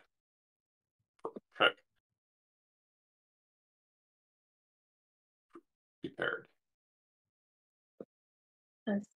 So I have my sheet open.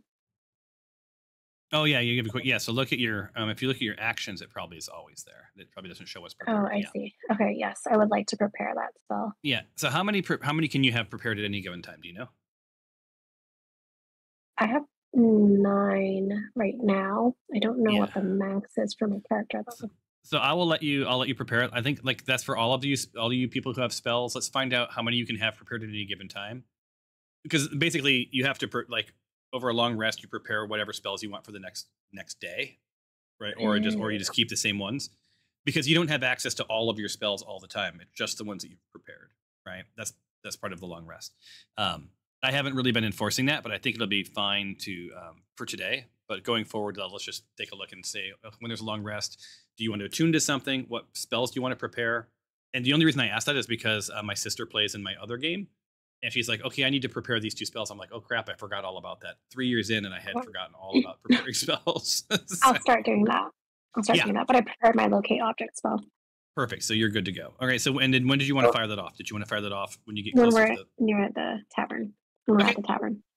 Well, one thing on that, Thomas, though, is like you do get spells that you don't necessarily have to prepare that you just innately know.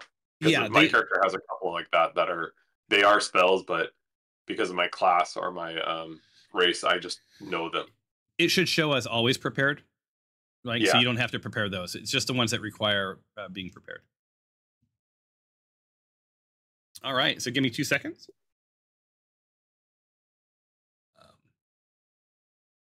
Oh, I already got it prepared. Look at me. So yeah, so Smirch ties you guys off, sort of glides into a dock, close to the inn, ties you guys off, and lo and behold, you are here.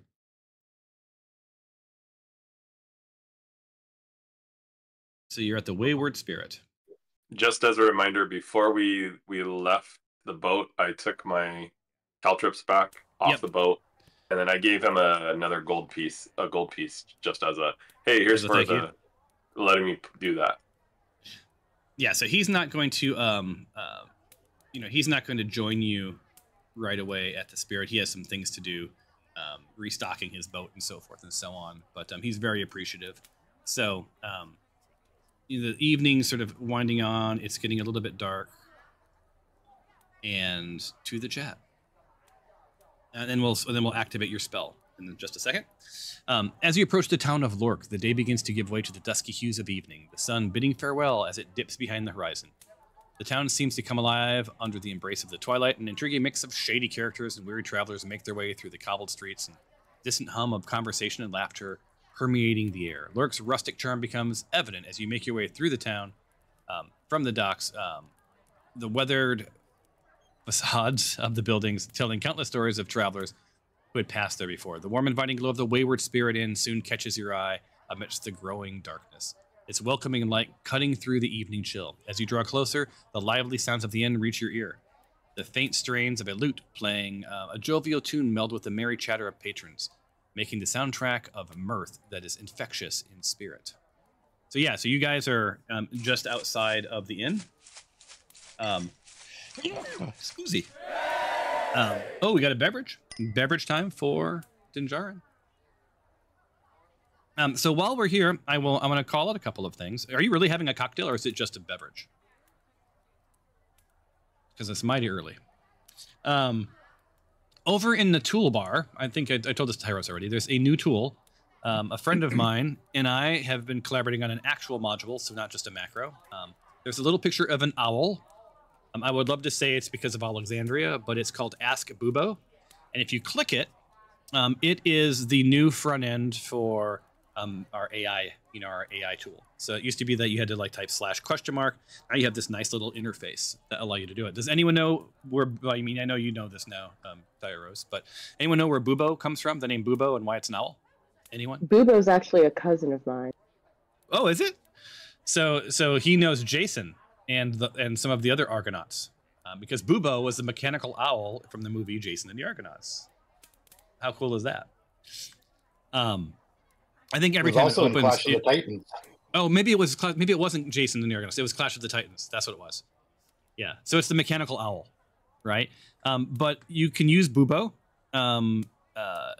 It is where you can ask questions, if you want to understand something. Now, I'm just asking that you don't metagame, and metagame is basically like, how do you kill a dragon? Or tell me about the black cult of the, whatever. But if you want to understand like a rule or like how do you use the spell, or, I looked up and during a game the other night, like how scrolls work, because someone needed to create a scroll.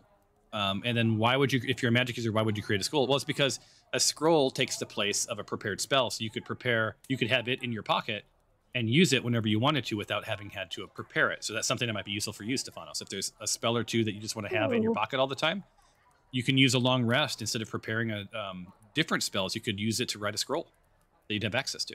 So it's a really handy little thing. So I can do things like, I'll see if it can answer this question. I bet not. Tell me about the Wayward Spirit Inn. Let's see how aware of my campaign it is. So it's telling me, I asked it to tell me that, and it says, let the winds of insight carry your question to the highest peaks of wisdom as I delve into the depths of knowledge. So that's its little waiting prompt. There's no way it could possibly know anything about the Wayward Spirit Inn. I can't imagine. But let's find out. Anyways, but that's something that you guys can use as a tool. In the meantime, while I wait for the answer, oh, holy smokes. Look, check. Oh, I can't share this with you. So it told me everything I wanted to know about the Wayward Spirit Inn.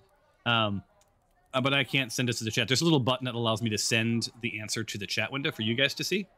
But I'm not going to do that. I can do that later on. Does everyone see what we ask it, or is it just only our you see what you ask it, and I see what you ask it. Okay. So that's just to avoid metagaming. We talked that through, and then there's a little chat icon in the upper right hand corner of the answer, and if you click that, then it goes into the chat window, right? So if you ask what is prone, right? Or if Stefanos were to write how does my location spell, or how does the location spell work? She could share that easily. All right, so Stefanos, go ahead and activate your location.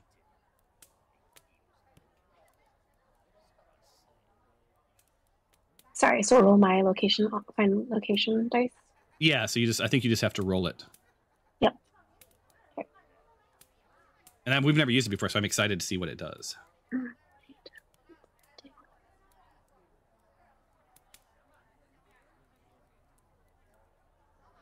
As with Tyrros, secretly. I think it should have been set. Did anything happen? Yeah, I heard a really cool sound, and it says if I click your character, yeah, you're pulsing, you're concentrating, and yeah, you're looking for a location item. So what item are you looking for? Tyrros' what rapier that he always uses.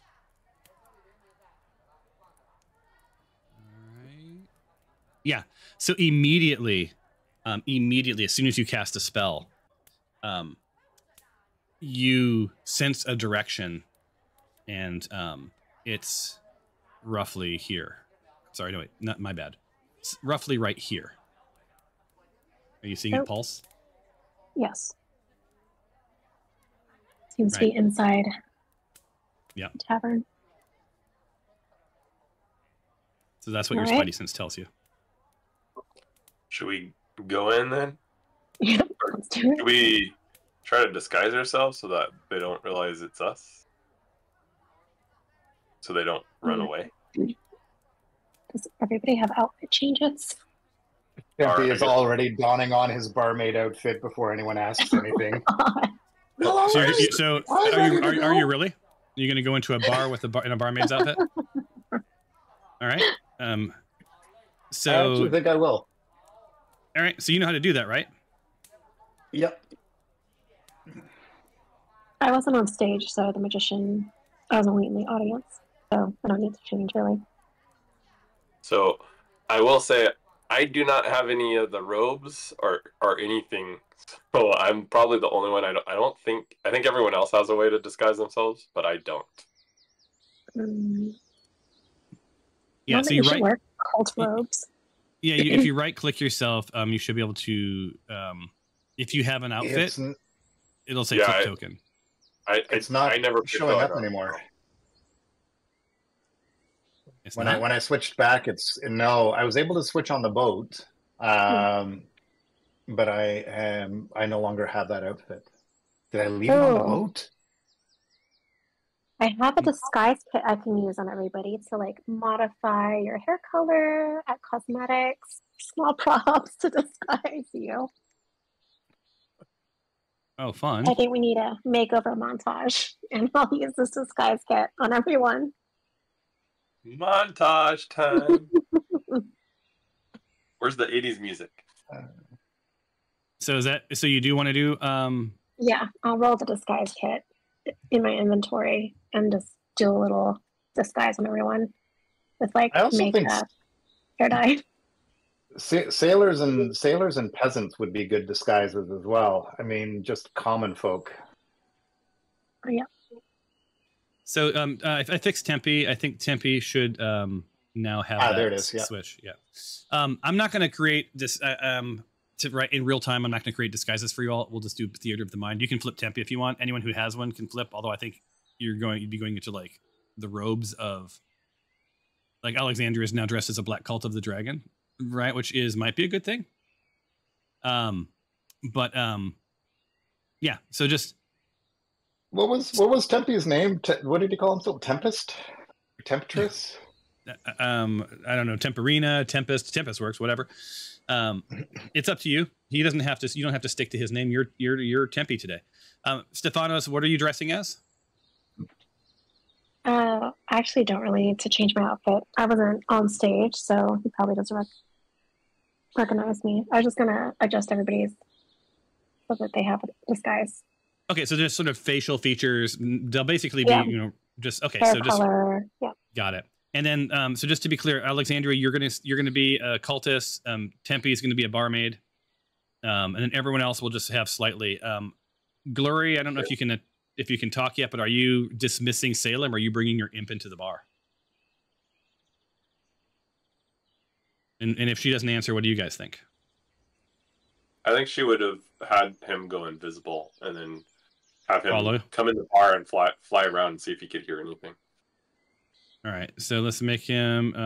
We're gonna make him invisible. There we go. All right, so she sends him into the bar, or she'll send him into the bar with you guys. I just wanted to just go ahead and take care of that. And then I asked Stefanos to like maybe color my gray hair so it doesn't, and then change the color of my face a little bit so I don't look like a drow, which is automatically suspicious to a lot of people. So right, I'll cover your face tats, everything. Yeah, it's like just make me look less drow-like right now, and I think we will be okay on me. And look, I pick up some twigs to make it look like glasses. If I put these on, no one's going to know it's me anyways. Wait, and then I take it off. Guys, it is still me. Just remember, and then I put them back. I try to make. Did you see that? Did you see the Comedy Central with Batman and Superman when he kept taking his glasses off and putting them back on, and Batman couldn't figure out where Superman kept going? Yeah. I have not seen that. That sounds awesome. It's hilarious. All right, so you guys sort of, as a group, you guys sort of make your way to the front of the tavern. Stefanos, that the direction that you think Tyrros is shifts. It keeps pointing to that same rough area somewhere within the tavern, it seemed. From the outside, you can see that this is at least 2 stories. There's one above. So like it's a 2-story inn. It's probably where some of the rooms are. That's sort of your passive insight. You don't know if there's anything below. You don't know what's behind it because you can't see it ahead. It does look like there's a little walkway with wagon marks that head sort of to the side of the inn. It would be pretty safe to assume that's where horses, wagons, stables, right, that sort of thing happens behind people that are staying for the night, because this is an inn first and foremost. And yeah, and you can see the tracks of many a horse and cart have come through here. All right, so you're in the front door. I'm going to turn on free movement. Hey everyone, does anyone want to walk around the back with me, just see if there's a back way out, so that they can't flee with Tyrros?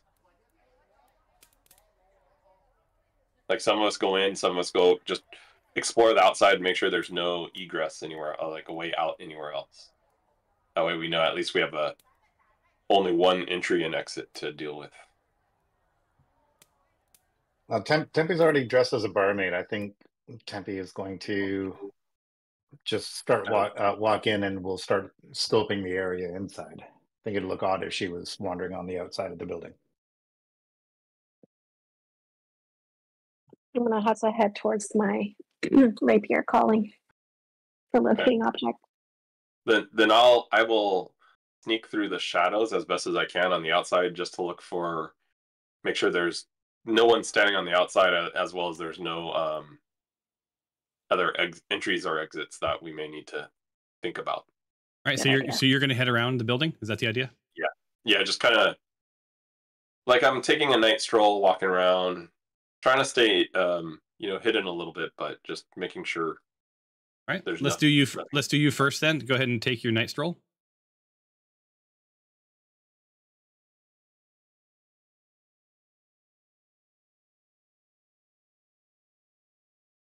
So sort of as you head that way, you can see that there's no paths. You're going to be sneaking around the inn itself, right? There's some trees. You feel the warmth against the wall there. It tells you this is some sort of a chimney with some smoke coming out. As you make your way around to the north, you're starting to hear through that wall horses and the sound of stables. It's 9 o'clock at night. Let me forward the time just a little bit. You're going to have spent about half an hour or so on this. You're making your way around there's some storage bay, things. There's some crates. And as you get to sort of that end, you see a gate that looks like it leads into that sort of courtyard. Straight to the west, you see more trees, and then the place curves back down to the south. You definitely see above the fence line. You see there is a second story. That starts somewhere over what seems to be a courtyard in front of you. Is that gate unlocked? That gate is unlocked. It looks like you can just open it right up.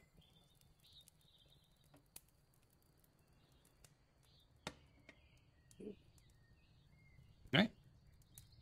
I'm gonna kind of just go in, not all the way in, but enough where I could kind of. Oh. You shut the gate. Yeah, like kind of right here, just. Yeah. Trying to hide into this little corner, just kind of look around, see if I see anyone. Yeah, so you so a couple of things right now. As you walk through the gate, there's an old man turns to you, and you meet, or at least visibly meet, Braun Greenwhistle, right? He looks like a middle-aged halfling with a sturdy build from years of manual work. He's standing at a modest height. His frame is solid and sort of defined beneath the layers of his simple attire. His hands are roughened with calluses, and nails always tinged with a line of dirt from his hands-on approach to his work. As he sees you come through the gate, his face brightens with a welcoming smile, and he steps forward to greet you. And he's like, traveler, welcome to the Wayward Spirit. It's been a busy day, but we always have room for a few more.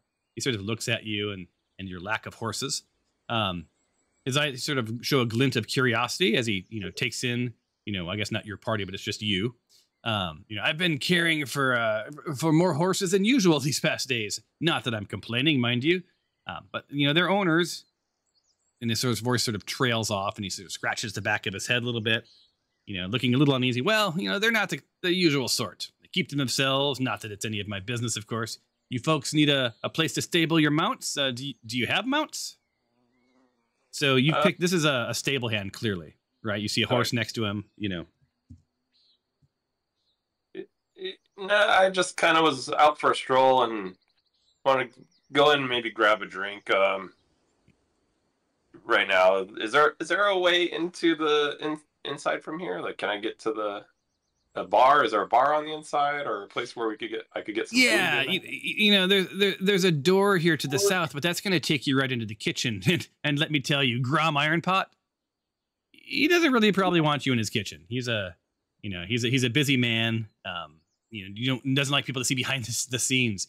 But if you follow the well-worn path here to the west, just around that line of barrels, that should take you down the wagon way, and then take yourself a sharp left, and there's a front door right there. So no other door into the seating area for guests other than through the kitchen, obviously, back here. No, well, there is. I mean, if you have a mount, okay. I was just wondering. I've been walking a lot, and my legs are a little tired. That sounded like a pretty far walk, so I was just kind of curious if there's an easier way.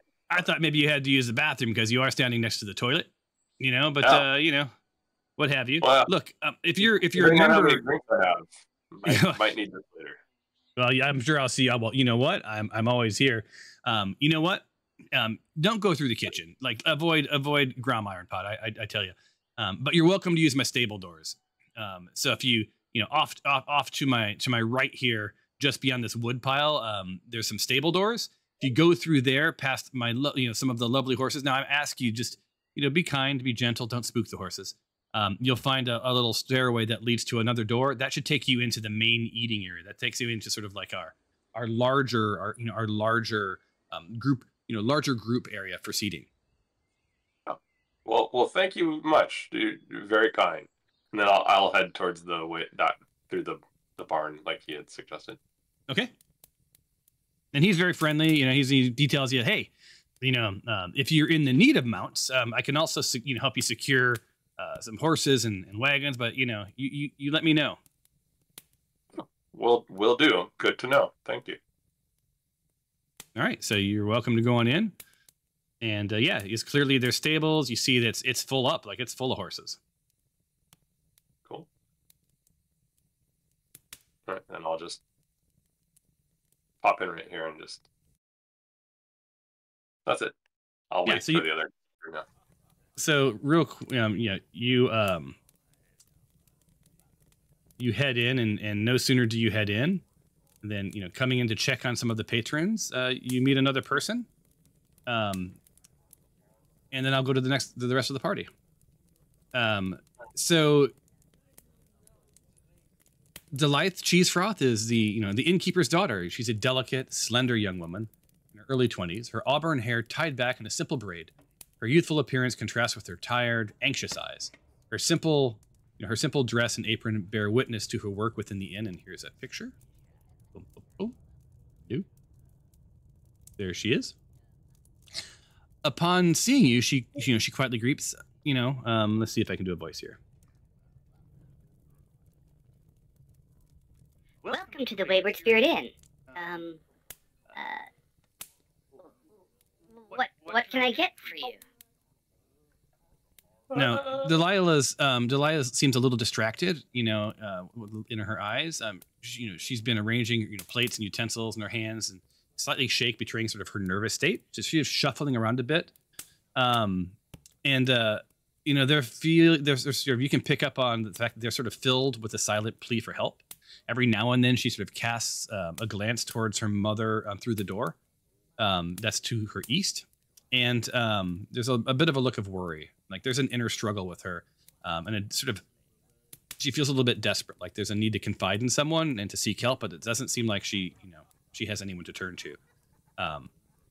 That said, we're going to go to the rest of the party. Now, the rest of the party don't know anything that you just heard. Just so you're clear. Rest of the party, you guys want to move into the inn, or what are you guys going to do? Yep, move into the inn.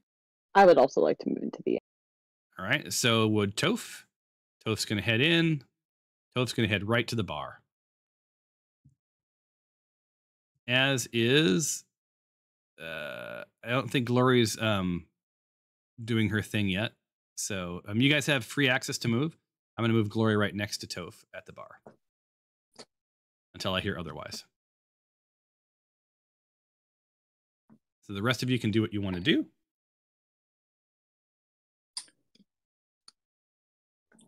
A couple of things come up. Tempest is going to move her way in. All right. So a bit more narrative. So as you enter the inn, you're greeted by familiar sights and sounds of a bustling tavern. The ground floor is warm and inviting, with an impressive fireplace on the left side of the room casting dancing lights across worn wooden tables and benches. The smell of spiced ale and hearty fare fills the airs, with Grim Ironpot, the cook, at work at the kitchen located behind the bar to the right. It is a tavern for all. So let's show you the picture. Boom. Enjoy. A very homey place. A lot of people milling around. Looking up, your eyes, naturally lift towards the balcony of the second floor, partially veiled in soft shadows. The sturdy, is that pronounced balustrade? Balustrade? I don't know. I aren't smart. Worn smooth by countless hands. I believe that is a walkway, like a stairway thingy.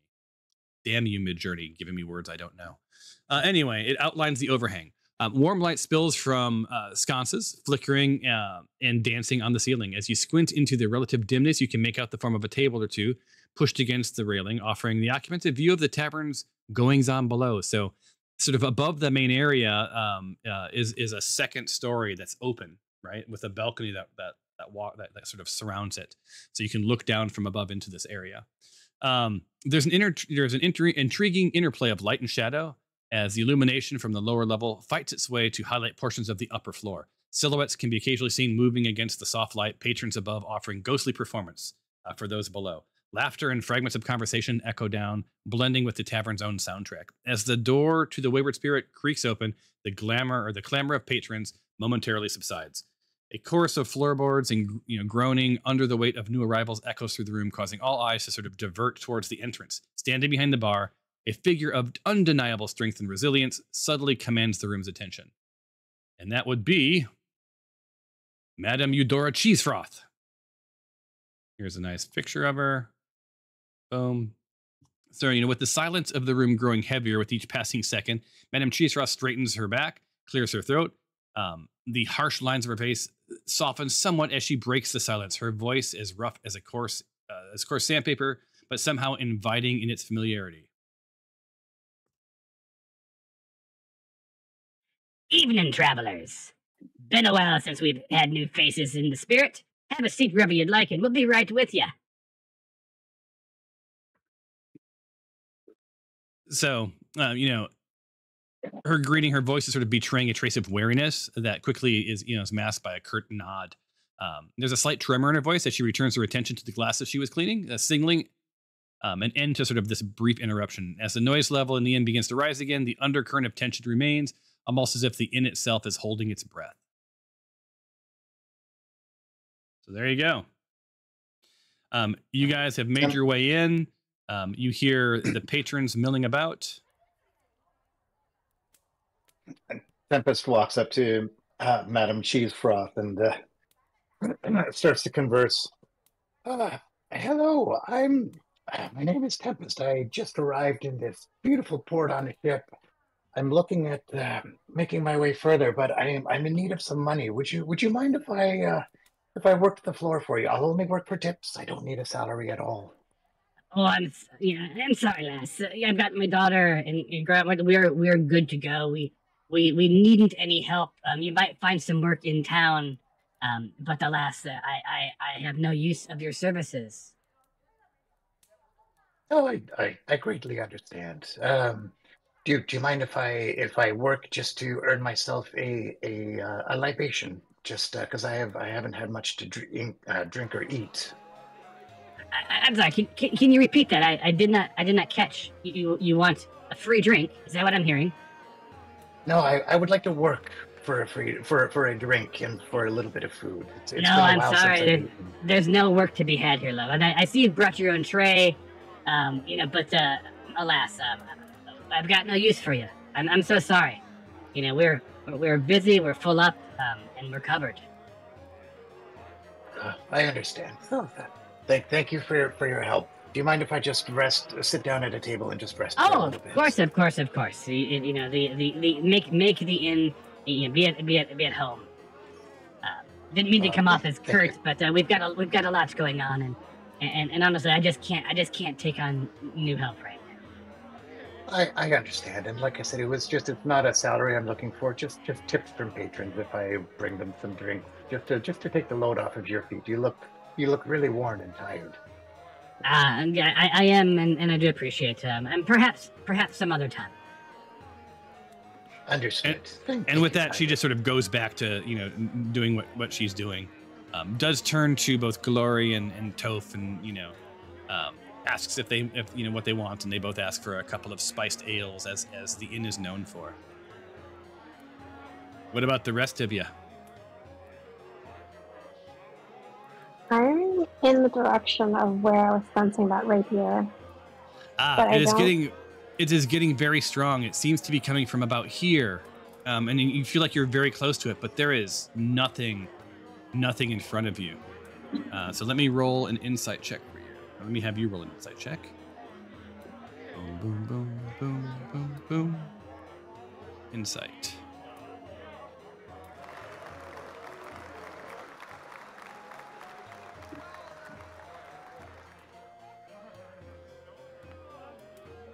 Solid. Yeah. So you got to that area, and you sort of directionally know sort of what's going on. Even though visibly you saw that there's 2 stories, that location indicator leads you to believe that Tyrros is below you, in some sort of cellar, basement, or what have you. Got it. And just about the time that happens, the timer on your spell is up, and you are now feeling nothing from your spell. I'm going to try to go back to the group and tell them what I have sensed. Okay. And so look for some basement. That's all. So you've got 2 at the bar.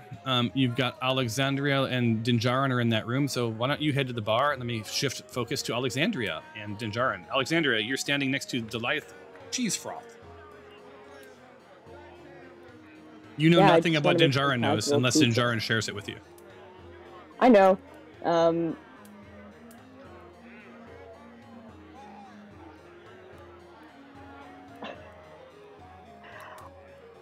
You pick those flowers yourself?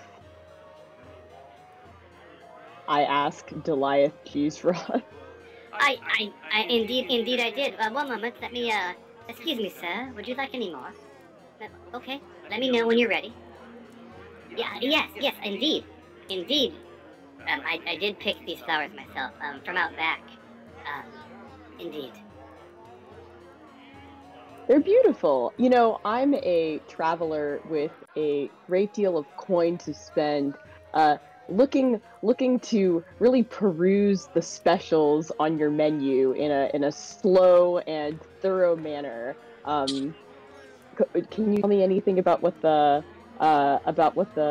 tavern offers in terms of food?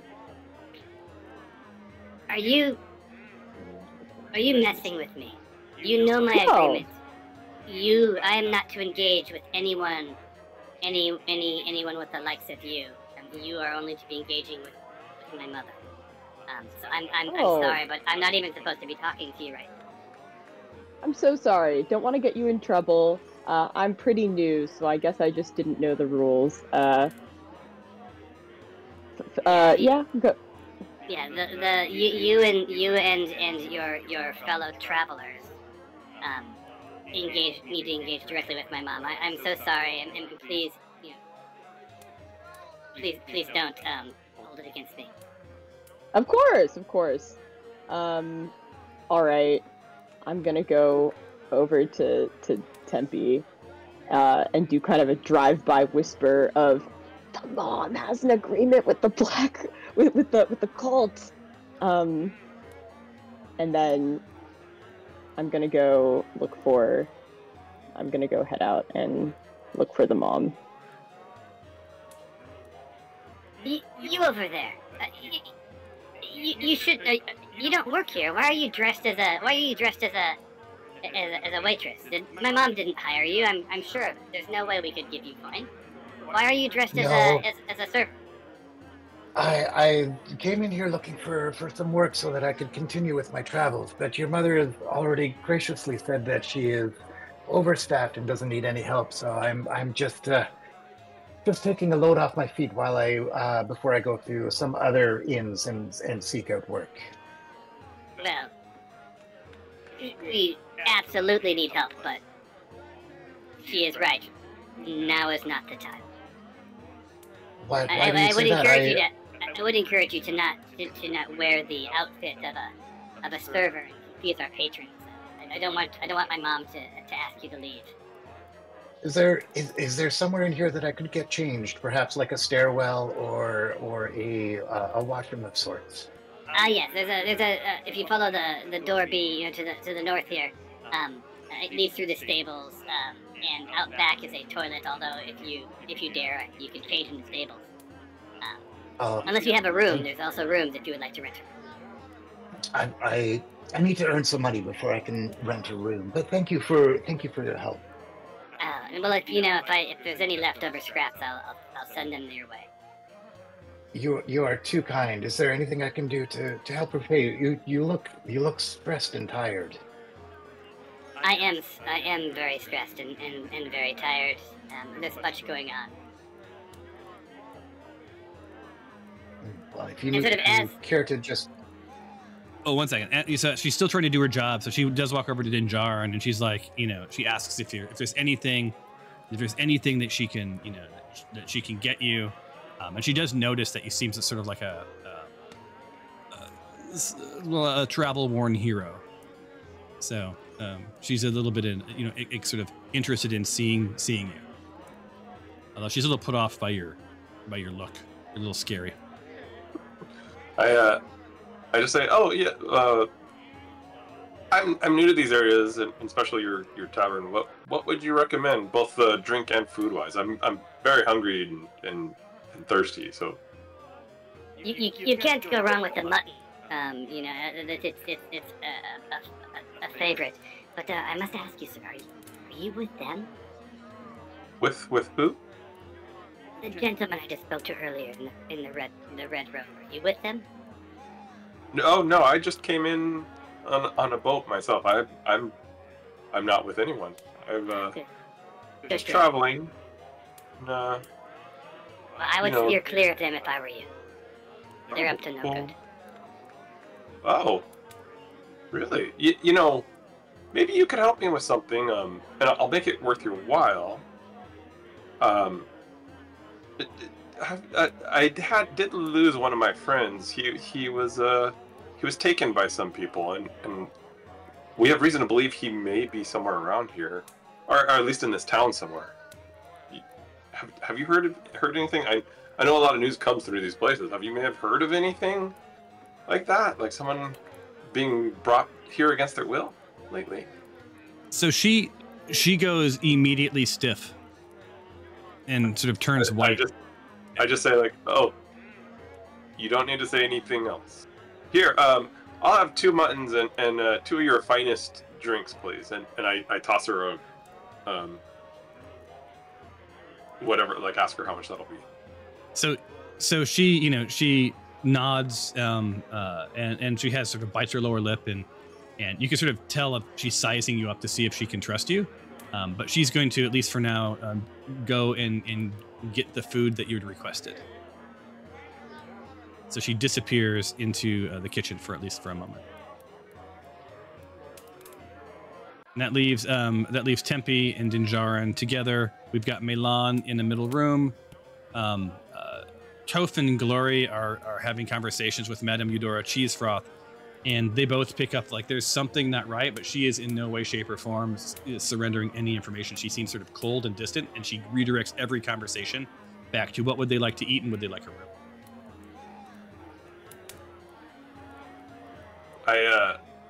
I lean across to Tempe and just whisper, like, as quietly as I can to him, like, I think the barmaid here, the waitress knows something. I think we need to figure out a way to kindly get it out of her. There's something going on here, and I just spoke to the madam as well, and she seemed tired, haggard, and looked a little scared and did not want any interaction. They definitely know something's going on, and she was asking if I was a part of the black cult, because I mean, she pointed over to Alexandria in her disguise and was asking, am I with them? And I said, no, I'm just a traveler who just arrived at the port by myself, so she doesn't know I'm with anyone yet. But as you guys are talking, information. As you guys are talking, Glory sort of heads over, pulls up a seat next to you, and so does Toph, right? Sort of realizing they're not going to get much from the from Madame Cheesefroth, so sort of head out. I tell them all to play like they don't know me, like they just sat next to me. They don't know me. If they don't know you, then they're going to move over one more seat. That would be they don't know you. All right, and then Stephanos, what are you doing? I actually want to head over to the daughter. I can't see her on the map, but yeah, she. The last time you saw her, she had made her way through the door to the east. Okay, yeah, I'm gonna go to the door. So I'd like to use my calm emotion spell on her to calm her down, and then chat with her and be her friend, befriend her, and convince her that we're here to help. She looks like she's in trouble. Awesome. So as you walk through that door, you see that she's returned to you guys with your food. She sees that the barmaid for hire has sort of befriended Dinjarin. Sees a couple of other patrons sort of sitting a little farther down, and she's like, I'll be with you in a moment. Let me take care of these guys. Milan, what are you doing? I'm sorry, Alexandria, what are you doing? I'm trying to head to Madame Cheesecloth. Okay, so go ahead and make your way there, and then Stephanos, yeah, you see Delilah. Are you gonna? How far is the range for that? You gonna get right on her, or somewhere close to her? It's 20-foot range, so I don't need to be that close, but I do want to be close to have a conversation. So she sees you milling around, and you're not too intimidating. So go ahead and target her and cast your stuffs.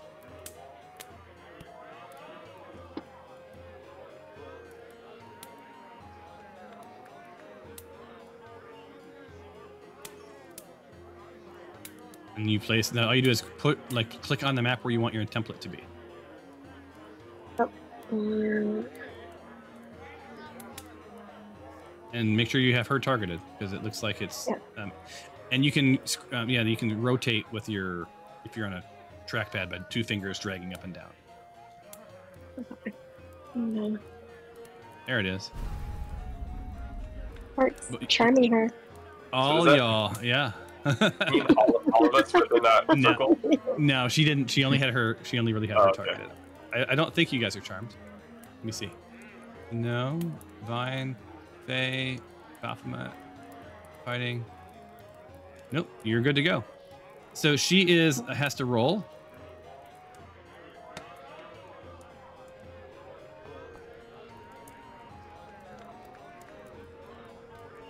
Yeah, so she's charmed.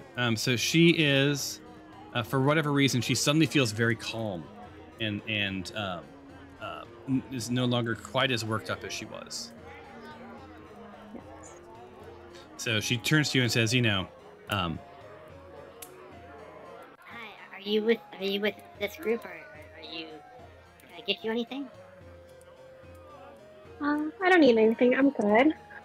These are my companions, but you just look so distressed. I wanted to chat with you to see if everything was okay. We're a group of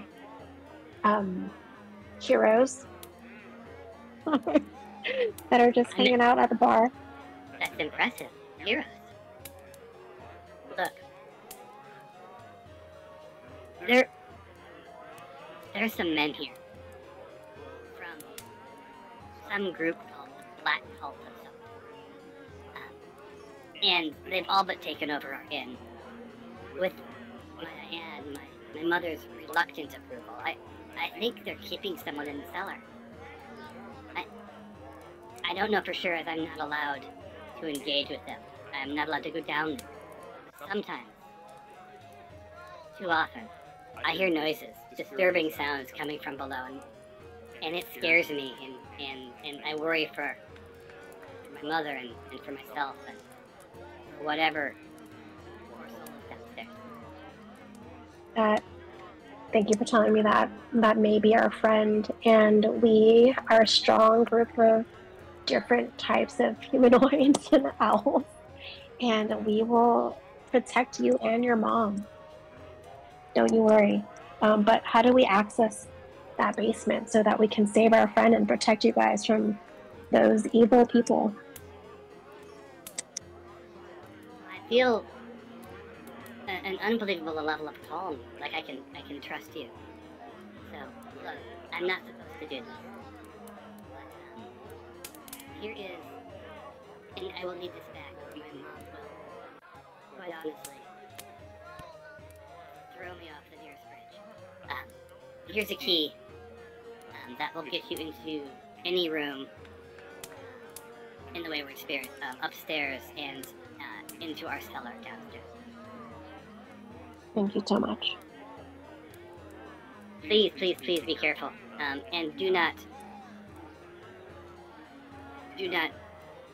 indicate that any of this is on behalf of my mother, because I do not think we can take whatever harm the cult would throw our way.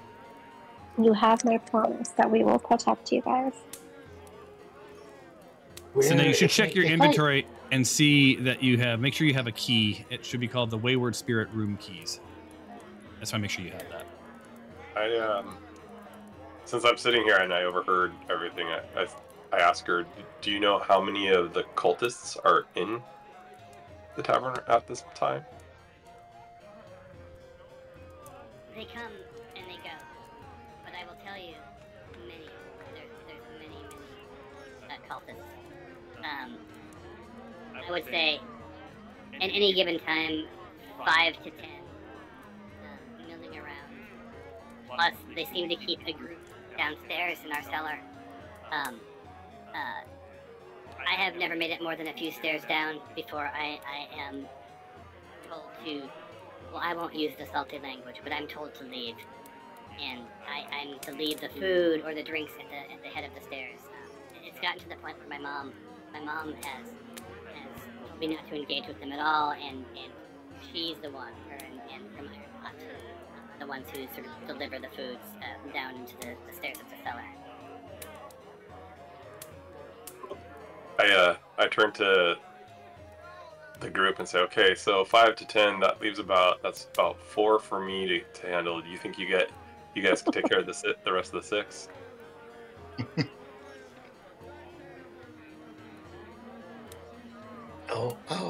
I think we can handle that. All right. My dear girl, where are the stairs to the cellar? And is there only one way in and out? So, first, you're quite the barmaid. A hero barmaid gives me hope for my own path.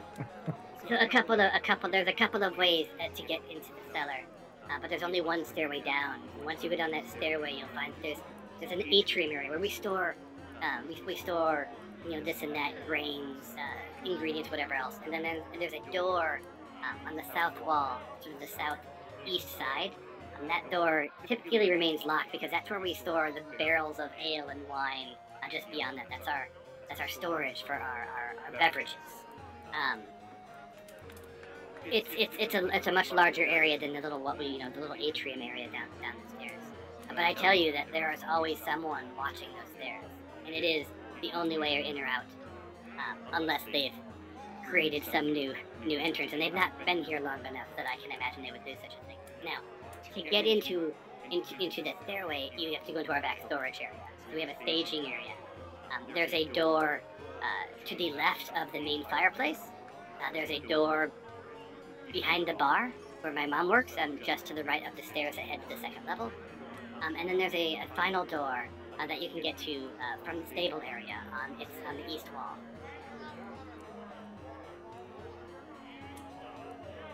Which one do you recommend that we probably go in from? Should we go in from the stable doors, as to not alert your mom? I would say my mom will kill me if she finds out that I've even had this discussion. But my mom will not let you go through those doors. I mean, we wouldn't let patrons go there anyway, but she's going to be double protective right now. So I think your safest bet would probably be through the stable door, or through the door in the stable area, I should say. But you know, our stableman is back there, and if he sees you go through the door, he's probably not going to allow it. But you know, he does check on the horses pretty regularly. So you know, you time things perfectly, and you should be fine. And by the way, that key will get you into that door. I've met the stableman, guys. He's a pretty kind, nice man. I think we can convince him that we're here to help and that we need to get down there. I don't know how much he's aware of what's going on, but I think we could convince him to let us in. One more thing I should add that may help you or not, I do not know. But like I said, there's about 6 or 10 of them down there. But there's a couple of what look like more, I don't know, horrible people, if you ask me. And I've heard them speaking of the Thethiamar mines, and some sort of a machine and some sinister scheme that, quite honestly, I've not pieced together, and I don't honestly want to know. But if any of it's related and can help you, please, you know, use it to your advantage. But I do ask, you know, that I really can't risk anything more, spending much more time with you. But please don't put my mother in danger, or myself in danger. These men are terrifying. I want them gone, but we must be careful. They're dangerous and ruthless, and I trust them not. Do you all think we need a distraction right now? That will also, I think, help divert attention from Duluth here. Well, I'm going to step away. I quite honestly don't want to be. I don't want to know your plans, in case anything goes wrong. But thank you. So thank you. I promise you, we will keep you and your mother safe. We will not let your mother know what you have told us, and we'll make sure that we get the key back to you when we've rescued our friend. Please just leave the key, you know, under the candles on the bar when you're done. And thank you so much. The food, it's on the house. And with that, she sort of disappears back into the kitchen to do her thing. All right, everyone. I think you made Stephanos disappear into the kitchen and not Duluth. Sorry, Stephanos. I grabbed the wrong person. Through the wall you go. And then she goes into the kitchen. But now you got to see the kitchen. It's pretty, right? Nice little kitchen. I'm back. Hi, Glory. You made it just at the end. Yeah, we are going to end here in a second, but I'll do a quick recap in just shortly. The only question I have is, okay, Alexandria, let's do a quick exchange. What are you doing with Madame Eudora Cheesefroth? I just want to sit at the bar and then kind of like nod at her, like give her a look and kind of like a little chin bump. The kind of ambiguous gesture that seemed like it could mean something. Yeah. And then I want to do like an insight check to see if I can like vibe out her response to that. Can I get you anything? I see you sitting at my bar and like booping my chin. I appreciate it, but I'm not a much of a touchy-feely person. So what can I get for you?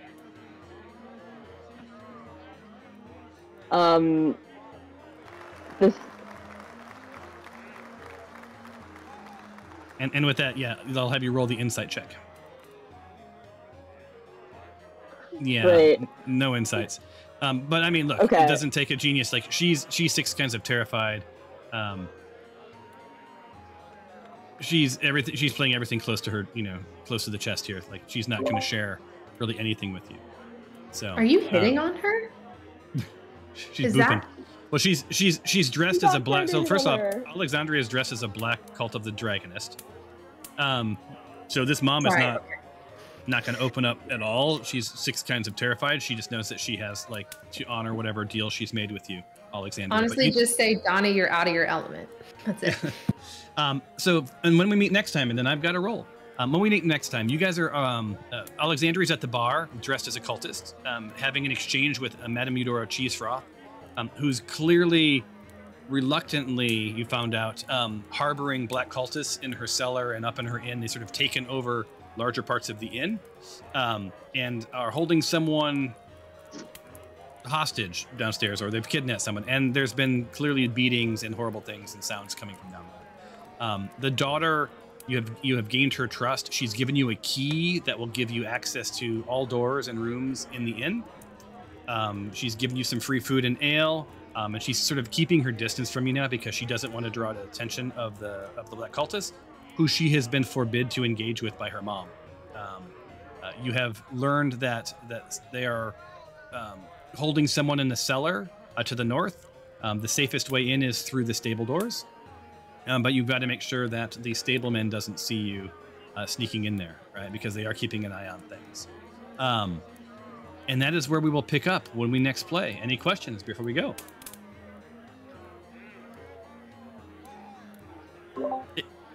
It was narrative heavy, you guys, but a lot of things have sort of conflated together today. So it was pretty interesting. Alexandria, I'm pretty tickled that you're dressed as a cultist. So yeah, that was a fun, lucky thing to do. Yeah, it is. It's interesting, but it also explains why the mom's not going to trust you and the daughter can't talk to you.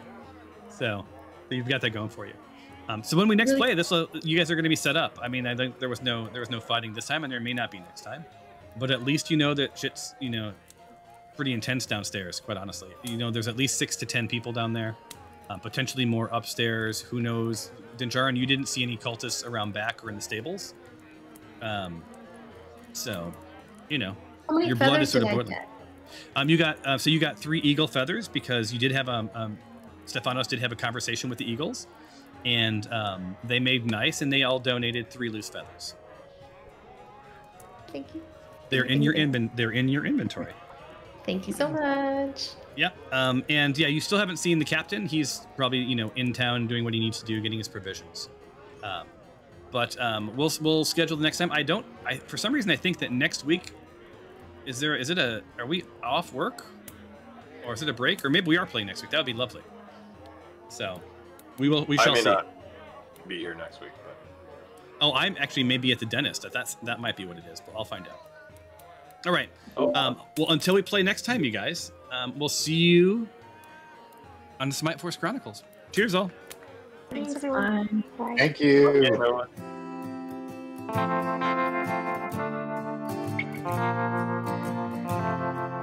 Okay,